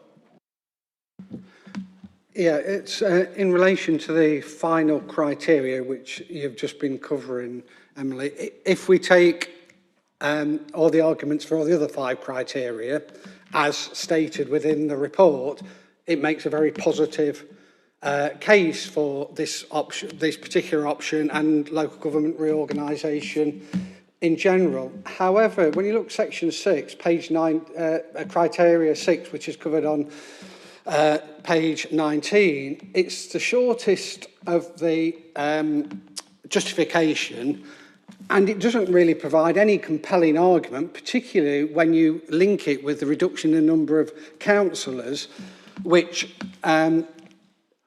is the main form of local empowerment to communities. It's where most local residents come to for challenge and raising issues. So I think my challenge to this part is, how is this reorganisation going to deliver empowering neighbourhoods and communities when the evidence in the document itself seems to be entirely contrary to that? We've got neighbourhood boards, for example, at the moment. Yes, you could enhance them, as mentioned in the report, but it's probably going to make a marginal difference, not a huge difference. All the, the city council status will be reduced to largely symbolic, so that's a reduction in councillors' numbers. It doesn't really stack up, is my argument, and surely if we are going to deliver empowerment for neighbourhood and communities, this has got to be an area of significant work moving forward. Emily? I think we would absolutely agree. And as I said, it's very much envisaged that empowering local communities is required by the government to be embedded into the thinking of the new authorities. And so we absolutely expect that governance review to be carried forward by the two authorities. We also understand that the government is legislating in relation to neighbourhood governance, and we would expect secondary legislation to be coming forward that will help inform that in more detail. So at this point, I think it remains an unknown in the sense of it will be a matter for the new unitary authorities, but it's very clear that it is a key criteria for the government in terms of those authorities moving forward. Thank you. Councillor Kerr. And just a reaction to that, there is expected legislation on neighbourhood governance. Has there been any consultation on this that we could be responding to at this point? This wasn't my question, Chair. Emily? Oh, Alex. Thank you, Councillor Kerr. I understand it's contained in the Devolution and Community Empowerment Bill, the ability for the Secretary of State to make secondary legislation in relation to neighbourhood governance. So we expect some form of requirement for all principal authorities to establish community governance arrangements that might look something similar to what we have already in Derby in terms of our system of ward committees and neighbourhood boards. And I would presume that when that legislation is brought forward, there would be an opportunity for local authorities to respond to consultation. But one of the reasons why, clearly if we're anticipating that legislation coming forward, the stuff that is in the proposal is relatively high level. It wouldn't be sensible to be too prescriptive about it at this stage if we're expecting legislation at a later date. And also, in terms of Councillor Wright's point around the fact the proposal references our neighbourhood boards, our neighbourhood forums and our neighbourhood working arrangements in Derby is because actually we are the only unitary authority currently in Derbyshire and we are the only authority who's currently doing that kind of thing. So whilst it might not necessarily be the model that's adopted, it is an example of I would like to say, good practice that we can refer to and potentially expand out across the new authorities. Okay, Chair, having not experienced parish councils personally, but having spoken to other people who do know them, I just wonder why we're not looking at them, because they bring more people into the democratic process. And we had a quote from our Chief Executive earlier on which said, local authority failures are due to governance and decision making. And if we don't get the right people to be making the decisions, then we are going to be we're all going to be one authority that is going to be having a really challenging time, rather than one of what might at the moment be 4 local authorities having a challenging time.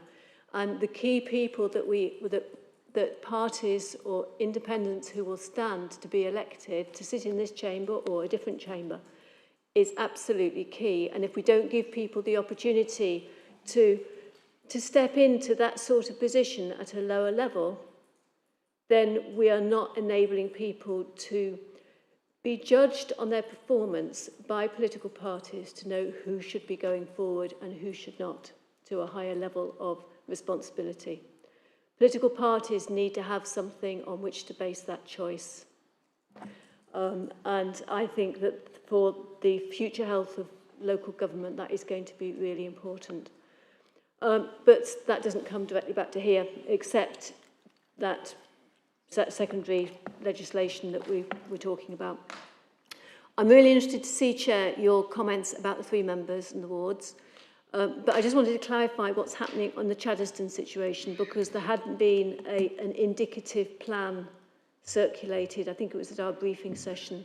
Is that now being dismissed and we've been replacing with the previous Derwent, Chaddeston? I just wanted to have clarity of that. It sort of was alluded to being something like the previous.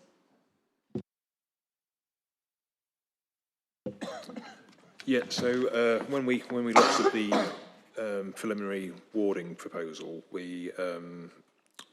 most of the wards and county divisions were broadly comparable in size, but in electorate. But because the Chaddeston wards are only 2-member, they were much smaller than our 3-member wards in the county divisions. So our plan was to try to amalgamate them and break them back out again into 2 wards that were similar to the old Derwent and Chaddeston wards. We would have to do that along, using some sort of building block. And we chose polling districts to do that. And those polling districts have changed slightly since the boundary review, which is why we couldn't restore the boundary to exactly the old Chaddeston and Derwent's boundary, because the polling districts have since been altered. The polling districts are something that we as a council have control over, and it doesn't need to go back to the Boundary Commission. So I believe we should have the flexibility to actually define our internal boundary to a ward, and therefore use our definition, which probably should just go back to the one that people have previously been used to when it was Derwent and Chaddeston not very long ago, rather than create a new variation with not a great deal of basis. I don't represent that area clearly, but I think it's something that should be reviewed before we put our formal submission in, and councillors in that area should be asked for their opinions.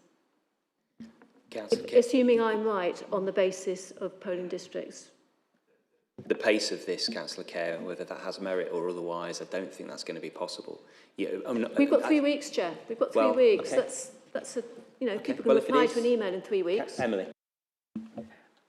The proposal doesn't go into that level of detail, Councillor Kerr. It talks about the overall council size, but it doesn't go into the minutiae of the warding pattern and those exact boundary lines. It talks about the council size and those broad concepts of 17 2-member wards across Derby City, and says that we basically amalgamate 3 wards into 2. But the actual specifics of the detail of that are not within the proposal, because that level of detail isn't required by government at this stage. Okay. Okay, no worries. Councillor Eyre. Thank you, Chair. And just to add on to what's already been said there, of course, during the last boundary changes, my Oakwood ward took in part of what used to be Derwent and part of what used to be Chaddeston. So we would then have to sort of amend my ward as well in order to do that. And I'm sure in a second, Paul will point out the slight irony of me now saying we don't need to upset more districts than we have to, but it would require changes to mine as well as part of that process. It's just really to get a sense on that sort of the interim year, really. And it might be that we don't have the answers to this at this stage, but for that sort of year, of course, this council can't just pause and the new council can't immediately restart. There will still be planning applications looking to go through. There'll still be people looking for licensing. There'll still be requirements for scrutiny of decisions made. So just to get that sense of, during that year, do we have any sense of what powers are going to transfer first and what powers would transfer last? And do we have a sense of whether we'll keep our sort of board structure, or is that something that we don't really know at this stage and we need to wait for more information on? There won't be any transfer of powers during that year. Derby City Council will remain as Derby City Council with the powers and functions that it currently has, and it will have to continue to discharge those. So the Chair was correct when he spoke about there will be much work to be done, especially for those councillors elected in 2027 who are current city councillors who also become councillors for the new authorities. So it will be busy. But yes, there won't be a transfer or ceding of powers at that point. It will continue as it is for Derby City. Thank you. Just if I can just come back on that one.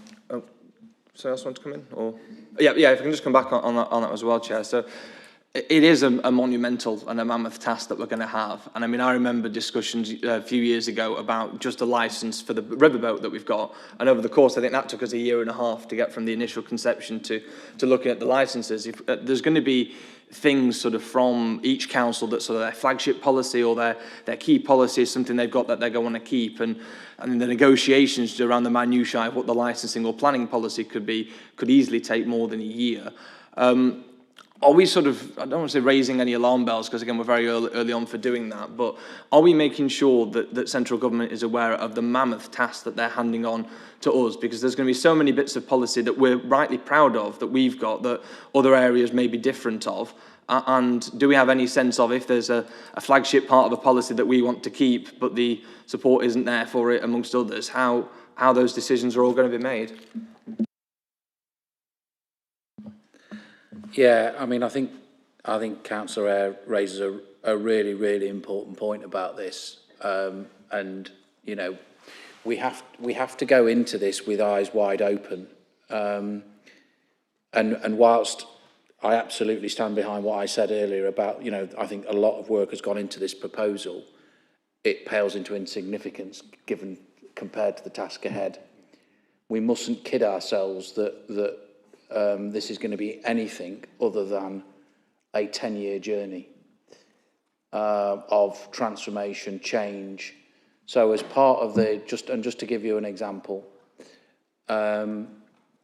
when we met in Manchester with the district and boroughs, ourselves and KPMG, and they hosted us at their offices in Manchester to do this, I can't remember what it was called now. Ignition, thank you, Heather. Yes, Ignition event. And that was basically a process to look at the kind of future of these new organisations. What would they be about? What would they stand for? What would their values be? How would they ensure that they can, you know, deliver effective services to local people, etc., etc., etc. As part of that process, we invited along the chief executive from Bournemouth, Christchurch and Poole Council, who went through reorganisation just a few years ago, so somebody that's been through this experience relatively recently. And it was fascinating when he said that, I think they'd been in existence 4 years, they just signed off on the equalisation of their terms and conditions as a local authority. So, you know, I'm certainly not, and I wouldn't want anybody to be either in this room or any councillor in full council on Thursday, that this is a, you know, can't underestimate when we talk about this being the biggest change to local government in 50 years. It's a significant undertaking. It will have implications and ramifications for years to come. And look, you know, Derby was created as a unitary 30 years ago. We're still changing, we're still transforming. We don't stand still. So to some extent, it's no different. It's just going to be on a larger scale. And I think the other thing I would say, just to kind of put some context around why I think it's important, is because it also, Derby would be part of a large unitary authority that would be equivalent size of places like Manchester and others.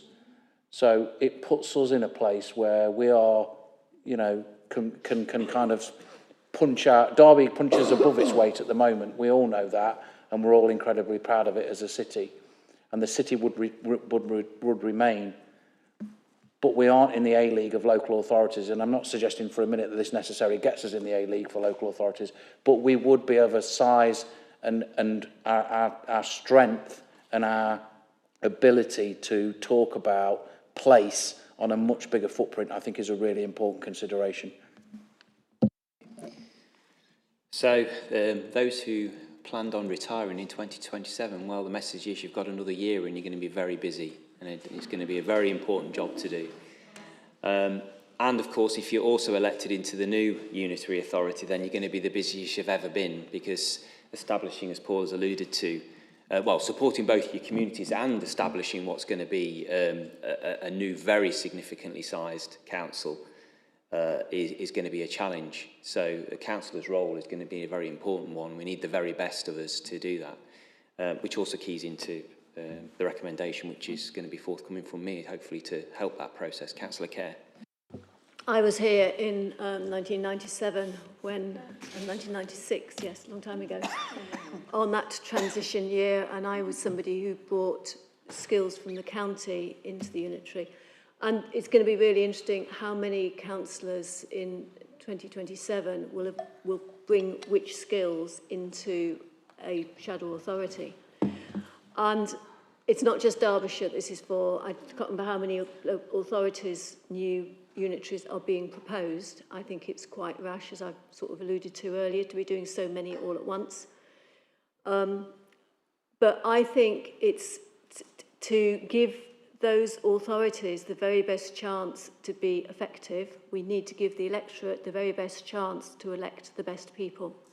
And my belief is to be able to do that in the same way as voters get to do in Scotland, in Wales, in Northern Ireland, through single transferable vote. Because otherwise people who would otherwise be are likely to be not elected, and some of the councillors we have at the moment, just because of what the opinion polls are looking like at the moment. And I think that is the way to make the difference in terms of the future of not just our new local authority, for Derby and South Derbyshire, whatever it's called, Southern Derbyshire, but for the other authorities that are created. And I would like us to put that forward, as to go forward in this local government bill as part of that legislation, because I think it could be fitted in there, and it's part of democracy for Derby.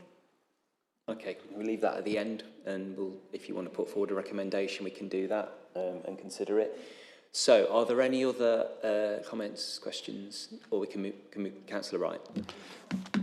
Yeah, apart from the specific ones I've mentioned, my overall impression when I read the report was that it's overly optimistic and that it, in certain areas, lacks a real critical challenge. I'm not sure there's anything we can do about that now, but as Paul says, time will tell whether the confidence that we've got in it is actually manifests itself. But one point we've not really considered is the views of the residents of Derbyshire. Bearing in mind, I do take the point on the first slide that that a majority of residents Derby, if they're offered a chance to choice between different options rather than no change, went for the bigger authorities, two bigger authorities. But because we're going to be merging with others, South Derbyshire, for example, 62% opposed opposition.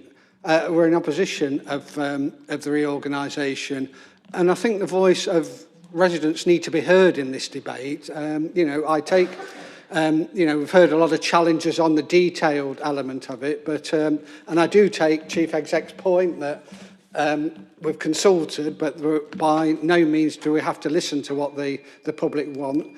But you know, my sense is from, you know, we've had a lot of communications with our residents in Chaddeston, and I think there's a general feeling there's a lack of confidence in the political system at the moment, and there's all sorts of manifestations in that. And I don't think if we don't give it due respect and due airing on Thursday night, will only be exacerbating that perception that politicians are out of touch with residents.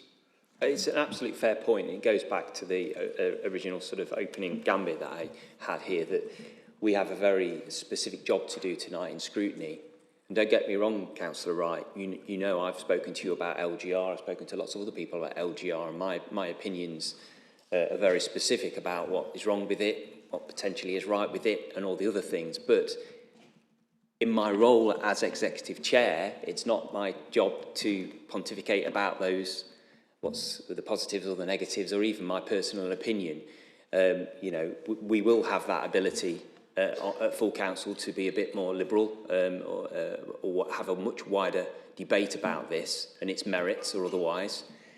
But again, going back, take your point, but going back, we have got this report in front of us. It's our job to hopefully come to a consensus and move forward based on that to send a recommendation to Cabinet.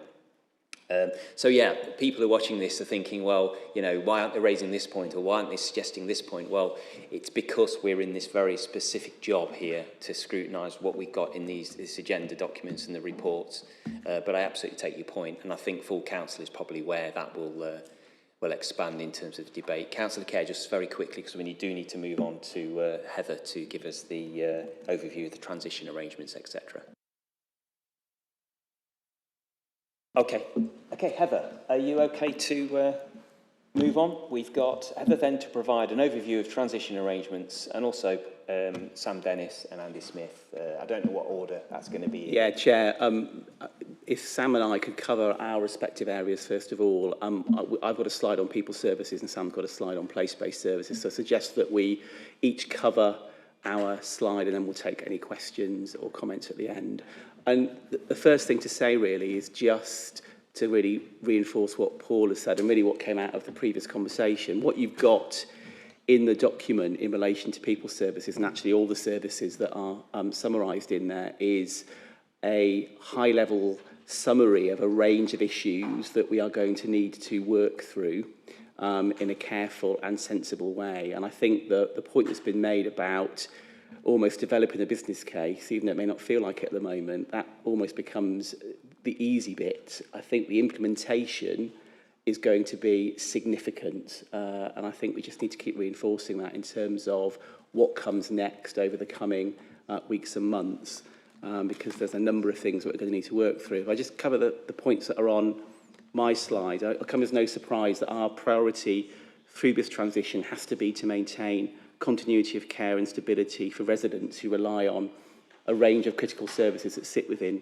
people services, so particularly around adult social care, children's services, including children's safeguarding, child protection services and SEND. So what this means essentially is that from day one, so from vesting day, areas such as safeguarding, urgent care referral pathways must all continue without disruption.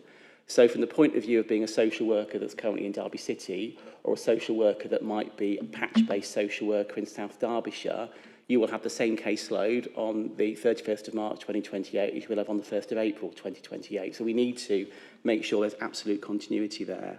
So that means that staff members need to know where they sit within the new organisation, who they report to, how they manage cases, who their supervisor is. So we'll be undertaking detailed financial due diligence so that existing pressures, such as any overspend in services, SEND deficits, are clearly understood and responsibly managed, because above all, we want people using these services and their families to feel confident that support will remain consistent, accessible, and of a high quality throughout the transition. So really, from the point of view of children and families and adults in receipt of services, it shouldn't make any difference, because you're still going to have the same assessed needs, the same plan, and be receiving the same service at the point of vesting day. But LGR is also about building on what works well, and you'll see that as a strong thread really in the business case. And Derby City, as currently is, brings a number of strengths to the table. So, for example, colleagues will know that we are the second city alongside York, who've been judged outstanding in all areas following our most recent inspection outside of London. And so that brings with it a number of strengths that we'll want to take forward in the conversations as we start to develop arrangements for the two councils, and we've got a particularly good commissioning approach as well within children's services. Derbyshire County brings experience around direct delivery, particularly in adult social care, and both councils share a commitment towards helping people live independently and safely, and there are both some really well considered and co-produced strategies in adult social care that we'll want to look at going forward. We've got strong foundations and partnerships with health, with the integrated care system, which has improved things around hospital discharge and reablement, and we want to look at how we build upon that. So there are opportunities really for us to take the best of these practices and to take that forward consistently across both councils. So around the added value point, so by bringing together the strengths of both councils, the aim is to deliver added value through more coordinated commissioning and locality-based working. Joint commissioning will allow us to make better use of resources, hopefully around aligning pricing, how we manage the market. There are some significant reforms coming out of government at the moment, particularly in the children's space around regional commissioning, that we think is going to be really positive for Derbyshire moving forward, which aligns quite well, I think, with the conversations we're having across Derbyshire at the moment around placements. And ultimately, we'll be trying to arrange and develop services that are closer to communities and more responsive to needs. There's a huge amount of work taking place at the moment in relation to neighbourhood health, around locality working, around the development of multi-agency child protection practices, all of which I think will form a really important part of the conversation around locality working as we develop and transition services. But there are challenges, of course. There are challenges that we're going to need to navigate. The two councils operate quite different delivery models, particularly in adult social care, actually. So Derbyshire tends to deliver care directly, so they're a big provider. They've got a lot of care homes, a lot of day centre provision, and Derby is pretty much a commissioner of care. We don't have a lot of direct provision anymore. So we will have to align those approaches really carefully and sensibly, and in a way that takes staff and people who use those services along a safe route. There'll be issues to work through around separating budget systems, contracts, and that will have to be worked through really carefully. And we need to keep a really close eye on staff morale. As well within that, financial pressures, particularly around adult social care and SEN, will need to be worked through, and will need to be, need to be a strong discipline really on how we manage those costs and plan for sustainability. And I suppose the last point I just want to say is that we'll be bringing together two different organisational cultures and ways of working to ensure that we can retain the strengths of both while developing a shared, unified approach to people, but also a really clear vision and operating model for the new council. And I just spotted the last point on the slide that I hadn't seen, which I'll pick up, which is the ICB structural changes too. I mean, colleagues will be aware that there is significant reform taking place within the Integrated Care Board arrangement. So we've moved from a Derbyshire ICB into a cluster, which is Derbyshire, Nottinghamshire and Lincolnshire. We're currently working through at the moment how that's going to effectively be implemented and what that's going to mean for our services moving forward, and how that plays into LGR is going to be something we'll have to work through over the coming weeks and months. So I'm going to hand over to Sam. So next slide, please. Thank you. I think what you've done there, Andy, is just set a really good context for me as well in terms of some of those challenges that we're all going to need to go through in terms of maintaining those services. Within place-based services across the county, we have the complexities of the two-tier system at play here. So we have services that we deliver and the county council deliver, such as waste disposal, trading standards, highway maintenance, passenger transport, for example. But we also deliver all of the services that the districts and boroughs deliver, such as housing, waste collection, street cleansing, licensing, planning. You know, there are lots of things that need reviewing and understanding in terms of finding that best delivery model going forward for the new organisation. But I think it's fair to say our priority at this stage is maintaining service delivery for all services, on vesting day. We know, whilst, the services Andy provides are really critical kind of life or death services, place-based services are delivered for everybody and generate an awful lot of interest. And what we don't want to do is make any changes to the way people's bins are collected or the streets are cleaned or the highways are maintained without putting the work in to come to the best delivery model for those services. So in terms of the conversations that have been happening within place-based services so far, it's been around how do we maintain that service continuity whilst supporting the LGR work streams around reviewing those services and finding those efficiencies or those better ways of working or those alignments. So if we pick out, and I'm not going to go into all of it because I think everybody knows how many services there are within place, but for example, there are some national changes around food waste. So we know all of the districts and boroughs and us as the City Council are looking at how we implement a food waste collection system. And actually there's opportunity to be having those conversations up front to try and align that method already. So we're already sort of thinking around the systems we use, the way we do things to try and make that easier.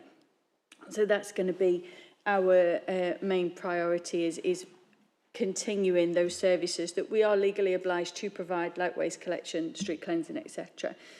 There are some really good partnership models in place already. So I've already touched on waste. We do contract across the county for waste disposal.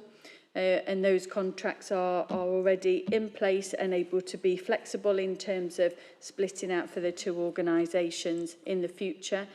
We also have a joint waste strategy for the county as well. We have a building control partnership, but we also have a number of partnerships within the community safety environment. We have a training standards network, for example. So there's a lot of relationships and shared kind of joint working within place-based services already, which is great, and there's some good practice there for us to go on. MCA, the East Midlands County Combined Authority, is a key stakeholder, and we are currently in the process of some changes around transport. For example, those changes will continue, and we continue to work with the County Council on what that looks like in terms of passenger transport, etc.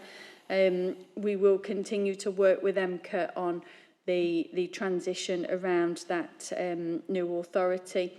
And we've already heard a number of times around neighbourhood working already as part of this discussion. I think it's fair to say this is probably one of our areas of good practice that's been used for to develop this business case. We do have, and it is thanks to everybody in this room, officers and ward members, around our relationships with our communities, and people will continue to identify with the place they live in, and they'll continue to want to do things in that place-based way, and that's how we are shaping our services. So community engagement will continue to be key. We know our communities in the city, the districts and boroughs know their communities across the other areas. There's some work to do to bring that together and just identify the best way of working in those spaces. But I think my key message for today is probably that, Paul is absolutely right. There is so much more to do here around reviewing and understanding where efficiencies are. It's not just about us having 10 chief execs, it's about us having 10 O licences so we can run our fleet. It's about us having 10 depots, but also the need to deliver localised services. I have been involved in a previous life around a change of a county-wide depot, and the need to have some kind of local presence for vehicle repairs is something that we need to make sure we're aware of that up front, because we can't have people carrying out unsafe practices because the depot's been moved, for example. So there's a lot of detailed work needed still from this point onwards, and the team are readily involved in that and working with colleagues from across the county. So I'm going to pause there. Am I handing to Heather to continue the slide deck and then we take questions, or do we want to take questions now? Questions now. Yeah. Yeah, just returning to a point, in this section, there are elements of it where the optimism for the change is well justified. For example, with adult services, I've seen for myself how they are being transformed to give a better service to those people affected, but also deliver it in a more efficient way. So I get that, but for example, community safety, if you look at the section on that, the only advantage is a single point of contact for all of the partners within the district, which I can understand. Yeah, you've got one single point of contact, but I don't think anybody in this room would deny that community safety is a major issue for residents in Derby, in my ward and for the city centre as well. And again, I think this is an area where some elements of the rest of the report are overconfident. This is where that needs attention now. Services just can't be maintained. We've got to have a plan for actually improving community safety in Derby, not to wait till 2028 just to have a single point of contact. So I'm very disappointed by the lack of convincing arguments that reorganisation is going to deliver better community safety across whatever the new unitary authority looks like. Well, it's more of a statement than a question. Well, the question is, basically, this is a document that's demonstrating, as was mentioned earlier, a business case for reorganisation. And community safety, certainly in my ward, is the #1 issue on every survey that we do in the community. And I don't see a convincing argument. And I'm looking to be able to, I came into this objectively. I put in my challenges, some of which have been answered, some of which, and I recognise that's just one vote in terms of this, but I also feeding back issues from, and scrutinising this. And I think that lacks any depth whatsoever. And certainly, if the only advantage of joining together is providing a single point of contact for one authority rather than 3 or 4, I don't think that's a very convincing argument, and I would like to see it strengthened. Thanks, Councillor. I think within the proposal, it picks up on the fact that there are currently 10 community safety partnerships at the moment that are all maintained, and it's probably looking more at that strategic, I guess, element of community safety. I think the reality is, in that 2-tier council approach, the upper tier county is responsible for the community safety strategy, and the districts and boroughs are responsible for delivery. What we absolutely need to do going forward is work through what that delivery looks like with the resources at the district and borough level as well. So, for instance, we have public protection officers in the City Council because we have the strategic responsibility and we carry out delivery. The County Council manages the partnership, the strategy element, and we now need to get into that work around what capacity do they have in districts and boroughs. I don't foresee that we would be looking at reducing frontline resource in something as serious as community safety. What we'd be looking to doing is actually bringing that resource in together, the delivery resource, to be able to deliver against that strategy in the county. But we do, this proposal it's the start of the journey in terms of that 10-year transition period that our Chief Exec talked about. And I absolutely recognise your points, John. But what I'm interested in is what resources do we have on the ground that we can merge together with ours. Does that help? Okay, Heather.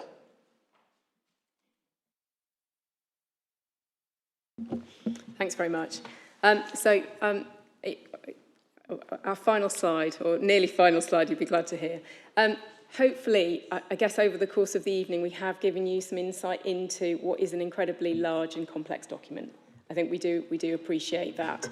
It is very much the start of the journey. It was described earlier as a momentous task, and I think we completely agree with that. Whilst the main thrust of work that has taken place, there's been some really good collaboration between the city and districts and boroughs. That's been at chief executive level, at leader level, and also at coordination group level. And whilst we have focused on all of the evidence, the consultation that is featured as part of the proposal that is put in front of you, We have also very much started work around day one readiness. And really the focus is on guaranteeing that safe and legal commencement of the new authorities. It is absolutely paramount, and really, we do not have long.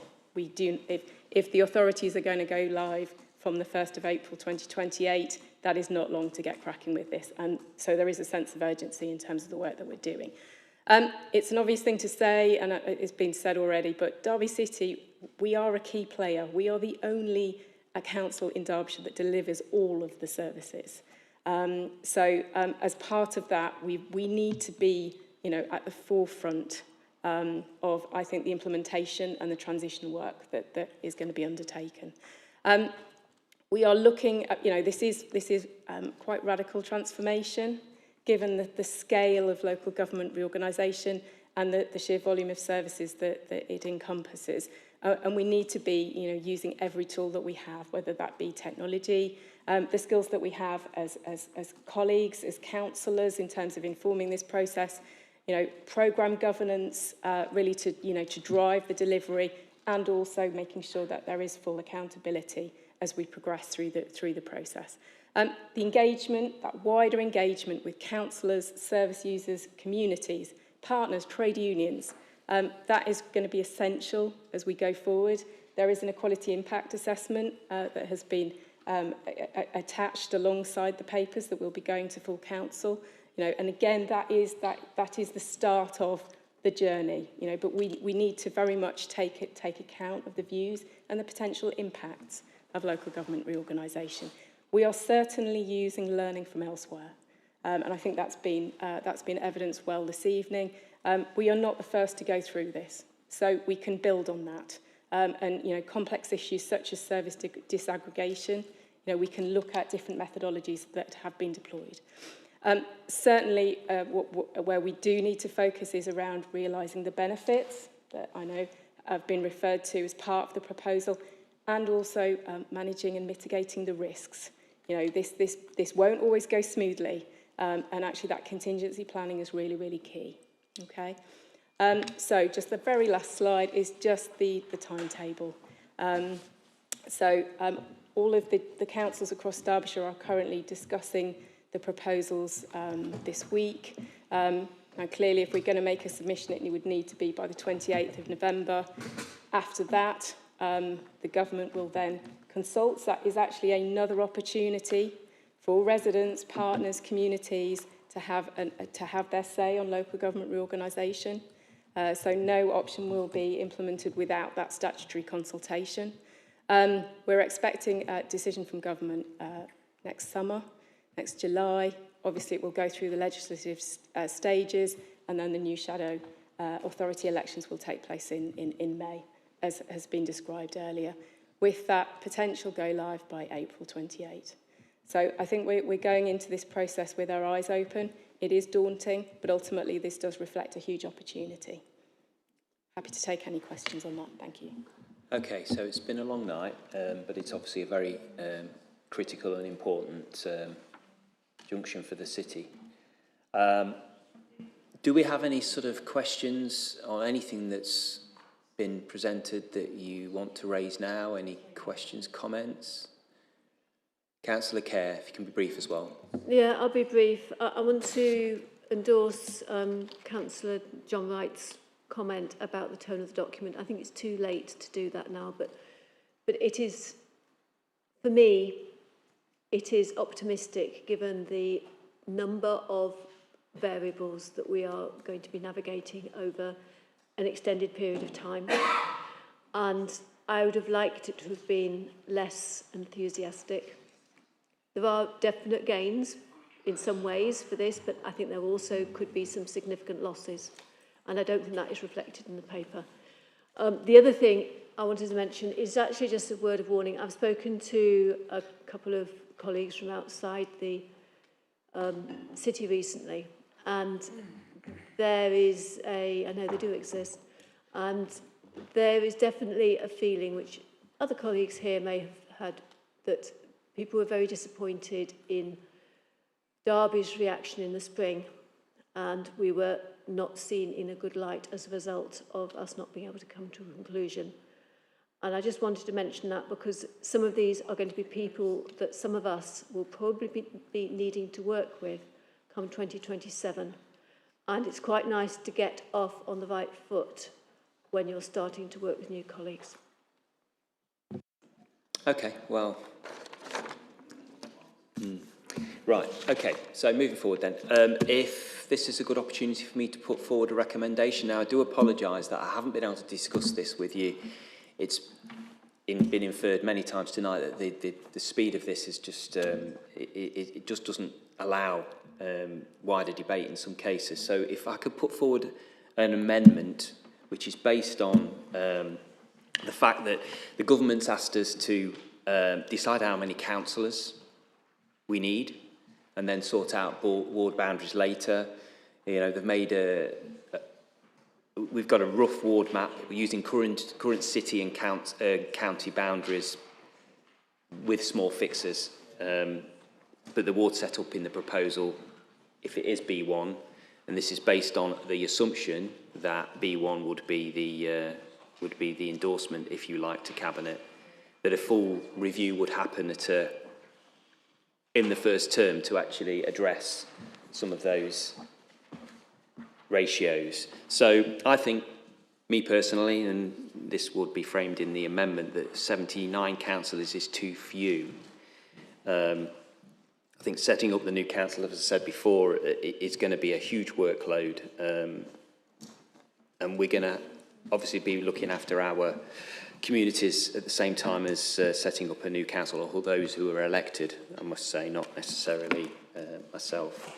And we should, I believe, ask the Cabinet to ask the government for more councillors to make the numbers more manageable. So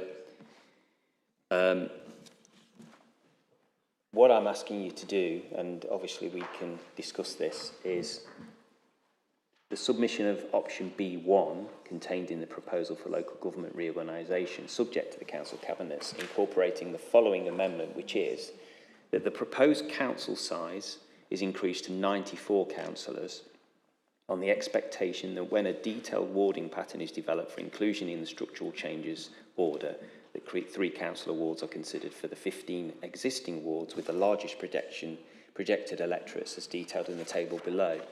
So you can see there that there's various wards there across the prospective new unitary authority, and it has the average elector to councillor ratio in a descending number. What I'm proposing is to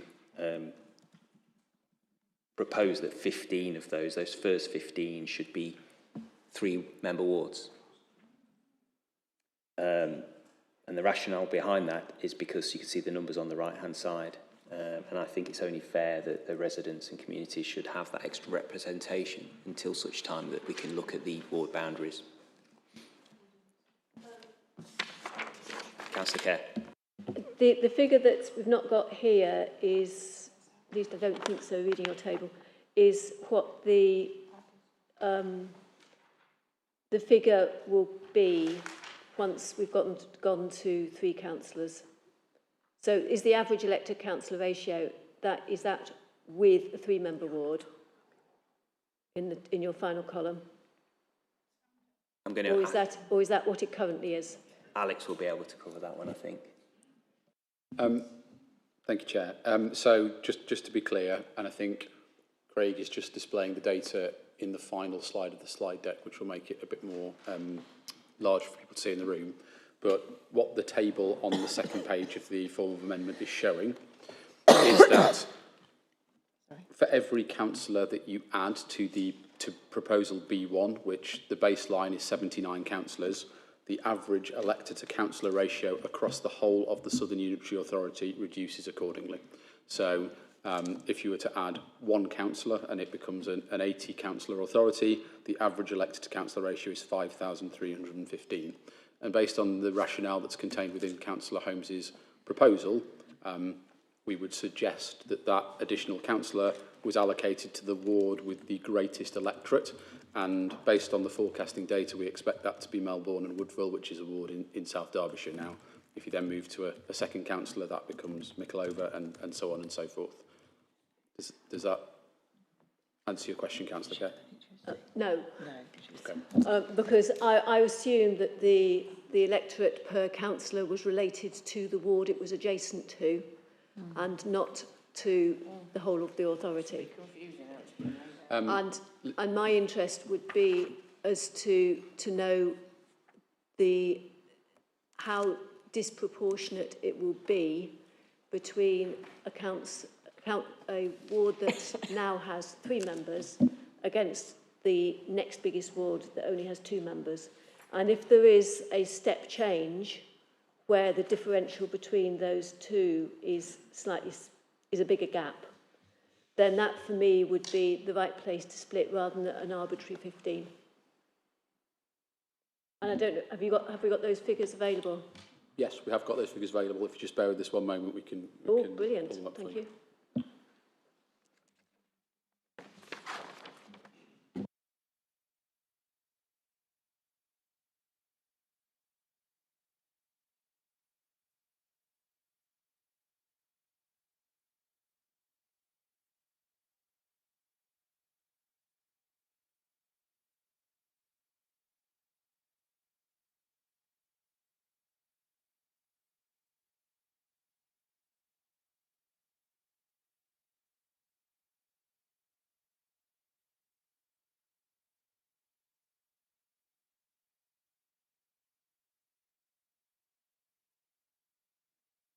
Sorry, can I have a seconder? We shouldn't really be proceeding without one.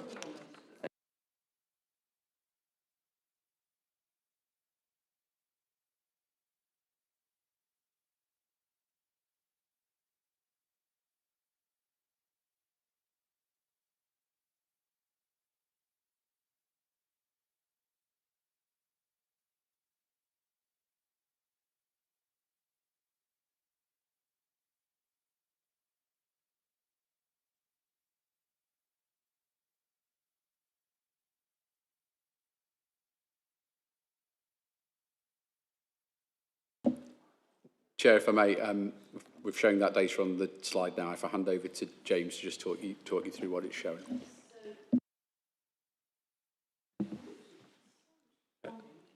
So, yeah, the last column in that table shows the maximum positive or negative variance between wards across the Southern Derbyshire Authority. So in the base case, it's 20.6% positive, and it remains about that level until 14 or 15 councillors are added, then it starts to rise and tops out at 27.5% if we went up to the full 100 councillors.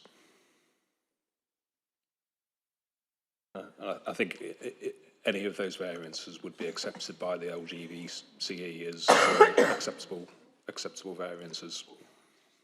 So what we're seeing here is a disparity in terms of councillor to electors that I believe justifies an increased amount of councillors in those areas, and that's what I've been put forward.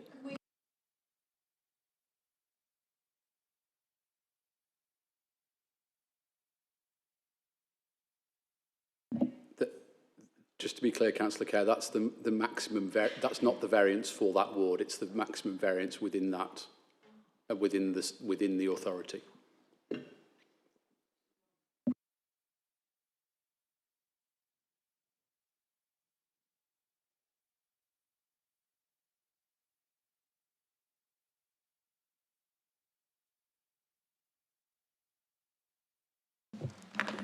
Chair, can I make a suggestion? This is obviously a complicated set of calculations, and I just wonder whether for the benefit of all members, it might be helpful if James was to do the analysis that I think Lucy is looking for and put that into a note to send out to all councillors tomorrow. And then you've got an opportunity to look at that in preparation for Thursday's meeting. Obviously, it means that you don't get your recommendation necessarily through scrutiny this evening, Chair, but that's obviously your prerogative as the Chair. But I think if you are looking if you're seeking to get support for a proposal, that might be a better way of doing it rather than, because unless the committee obviously feel comfortable with supporting your proposal now, that might just be a better way of getting information out to all councillors to show the impact of your proposal. But that's obviously a matter for you, Chair. It's your proposal and you're the Chair of the committee.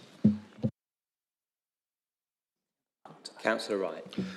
Yeah, I would certainly support that. I've got a lot of questions in relation to this analysis. I'm not sure we're comparing like with the wards, etc. as well, and how the cut-off point's been assessed and what's the implication if you fall below that cut-off line. So I would certainly support a greater explanation of what these figures mean and the how they've been derived and what they mean. And making sure we're comparing like with like, because I won't be comfortable making a decision based on something I don't really understand at this stage. The alternative, Chair, is that you have an adjournment. Alex?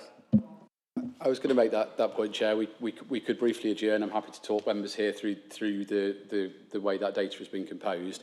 I'm just conscious of that this is the only opportunity for Scrutiny to make recommendations on these proposals, and there won't be an opportunity to come back at a later date. So my suggestion would be we pause briefly. We can take any questions on the specific nature of the data, and then we can reconvene, and obviously the board can make its decision.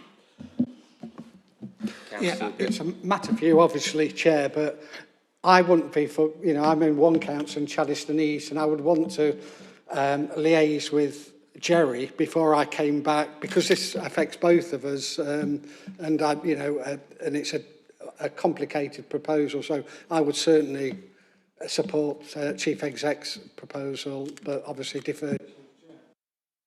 Councillor Kerr. In principle, I think this is the sort of thing that we should be doing. I think that the proposed size of the new authority with only 2 members per ward stroke division is going to be challenging for over such a wide area and so many issues to look at, both over that initial year and for the 4 years following. But I don't think we have the right information in front of us. So could we propose something that is more general and go for that and support that as a committee? I think that's the issue we've got here, and this is in good faith, and this is with good intentions. We have to ensure that the areas with what I believe is disparity in terms of councillors to electors, certainly in the first term, needs to be addressed, because I don't think it will not be fair on those who are going to be facing that moving forward. And this, I think, is the only opportunity we have to formally have that recommendation sent through to Cabinet. If there's a compromise where we can come up with some, I know officers are extremely keen to ensure that there's data behind this, but maybe we can open this up to a more wider recommendation with that principle in mind.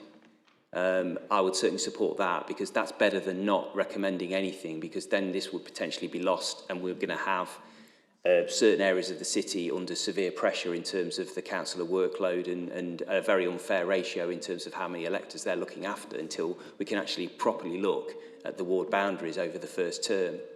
So, Alex, is there any way that we can do that in terms of wording which would be sufficient to capture this and have substance enough for the Cabinet to be able to adopt it or agree it?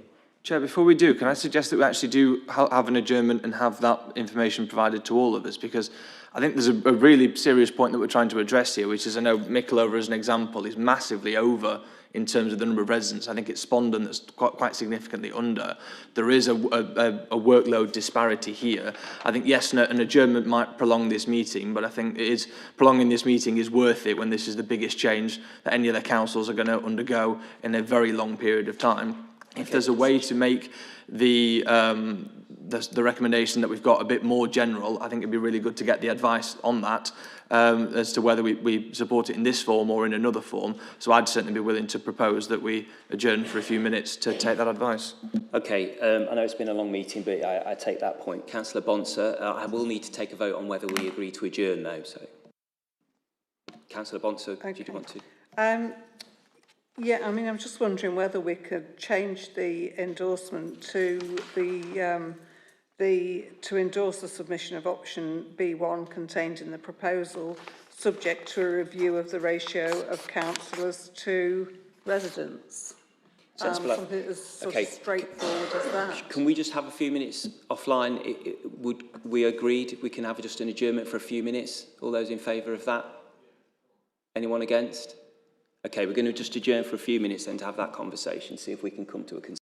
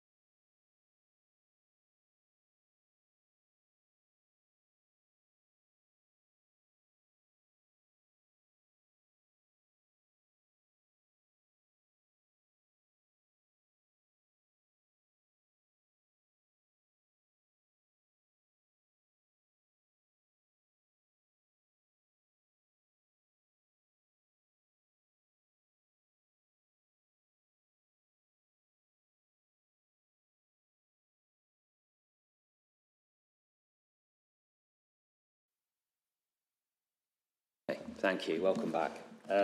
Okay, so I'd like to ask the board whether we have a proposal from myself or anyone else on the floor to endorse or ask the Cabinet to endorse proposal B1 or any other options. Councillor Bonser.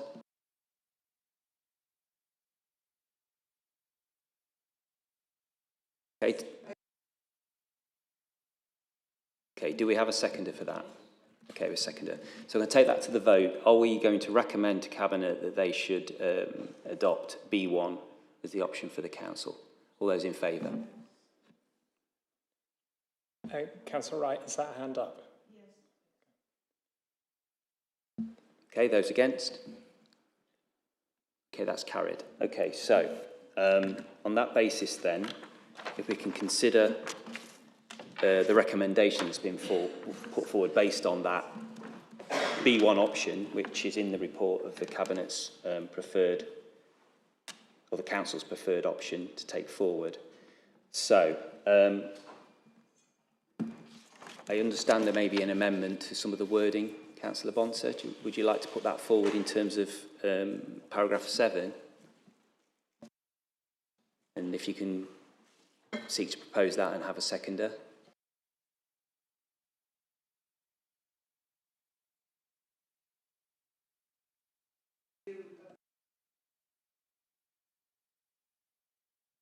Yes. Yes, sorry. I think you were suggesting that you wanted to put forward an amendment that would say a minimum of 94 councillors. Well, that is included, isn't it, in that the proposed council size is increased to a minimum of... Actually, sorry, Chair, that wasn't my amendment. Sorry. I think that was... I do apologise. I thought it was you, Councillor Bonser. I apologise. Councillor Eyre, would you like to put it forward? Yes, I'm happy to put that forward. So it would read on there that the proposed council size is increased to a minimum of 94 councillors on the expectation that when a detailed warding pattern... Oh, it's gone.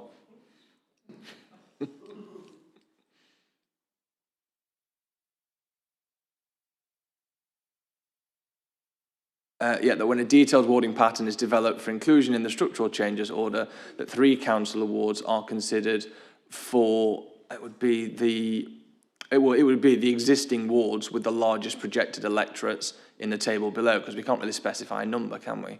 So I guess it would say for the existing wards, rather than putting a number on there. Okay, thank you. I'd second 15 that. or more maybe, or just existing, whatever.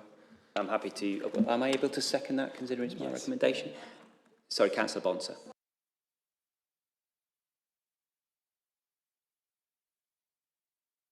I do apologise, Chair.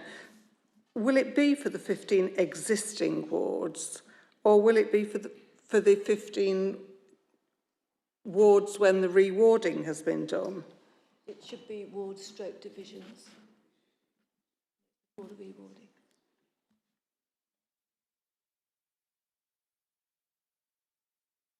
Just bear with us a second. So, yes, you're right. So I think we're saying here that, Councillor Eyre, if you want to clarify this, so to a minimum of 94 councillors, and there, when it says council awards are considered for 15 or more. Yes, 15 or more. I think for given the county, we might perhaps ought to say existing wards/divisions, given they've operated in divisions where we've operated in wards. And I'll just look at Alex and take some guidance on this. It would be existing, wouldn't it? Because this would be for the 2027 elections rather than the later elections. As a result, we'd be going on the existing boundaries, not the boundaries after a boundary commission change. Okay. Through you, Chair. As I said when this was initially raised, this is indicative because a warding pattern will have to be developed once a preferred option is selected by the Secretary of State. And what we are determining here is the ideal council size. Now, there is no cast iron guarantee we can provide that if the Secretary of State was to accept the proposal to increase the council size by 15 members, that they will be allocated to the 15 wards listed at the top of that table. The practical reality dictates that we will likely start from our existing warding and division pattern when building a warding pattern for a new authority. And of course, under any boundary changes locally, they could decide to rip up all the existing boundaries and create completely new two-member wards of completely different sizes for the elections after 2027. So, yeah, there's no, I get the exact point there. There's no long-term say over what everything would look like. But I think as an indicative recommendation, well, as a recommendation of something indicative, I think it does what we were looking for it to do. And crucially there, that's the point. When that work is done, we do have a larger council number to actually work with, rather than one which was very restrictive and will, in my opinion, overload those councillors potentially in those areas, wherever they are, in terms of where it lands. So in terms of the changes to 7 then, are we okay to put that to the voters in terms of the changes to number 7? Are we agreed with that? All in favour? Any against? Okay, that's carried. Okay, so the challenge now is Councillor Kerr. Can I suggest those changes to paragraph 6 to emphasise that it isn't just for the ratios, but it's actually to make a more effective council?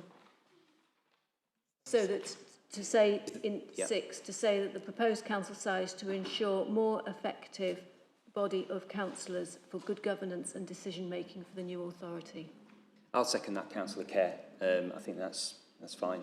We can put it to the vote. So that's to ensure a more effective body of councillors for good governance and decision making for the new authority.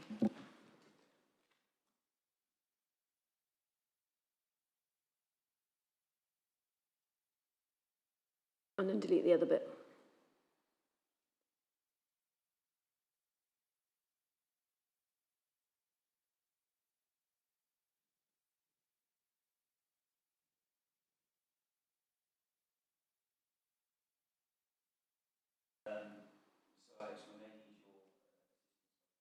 Sorry, Alex, we might need your assistance. Don't want to put you under too much pressure, but in terms of the wording that comes before 6, are there any comments from the board members in terms of how that might be changed?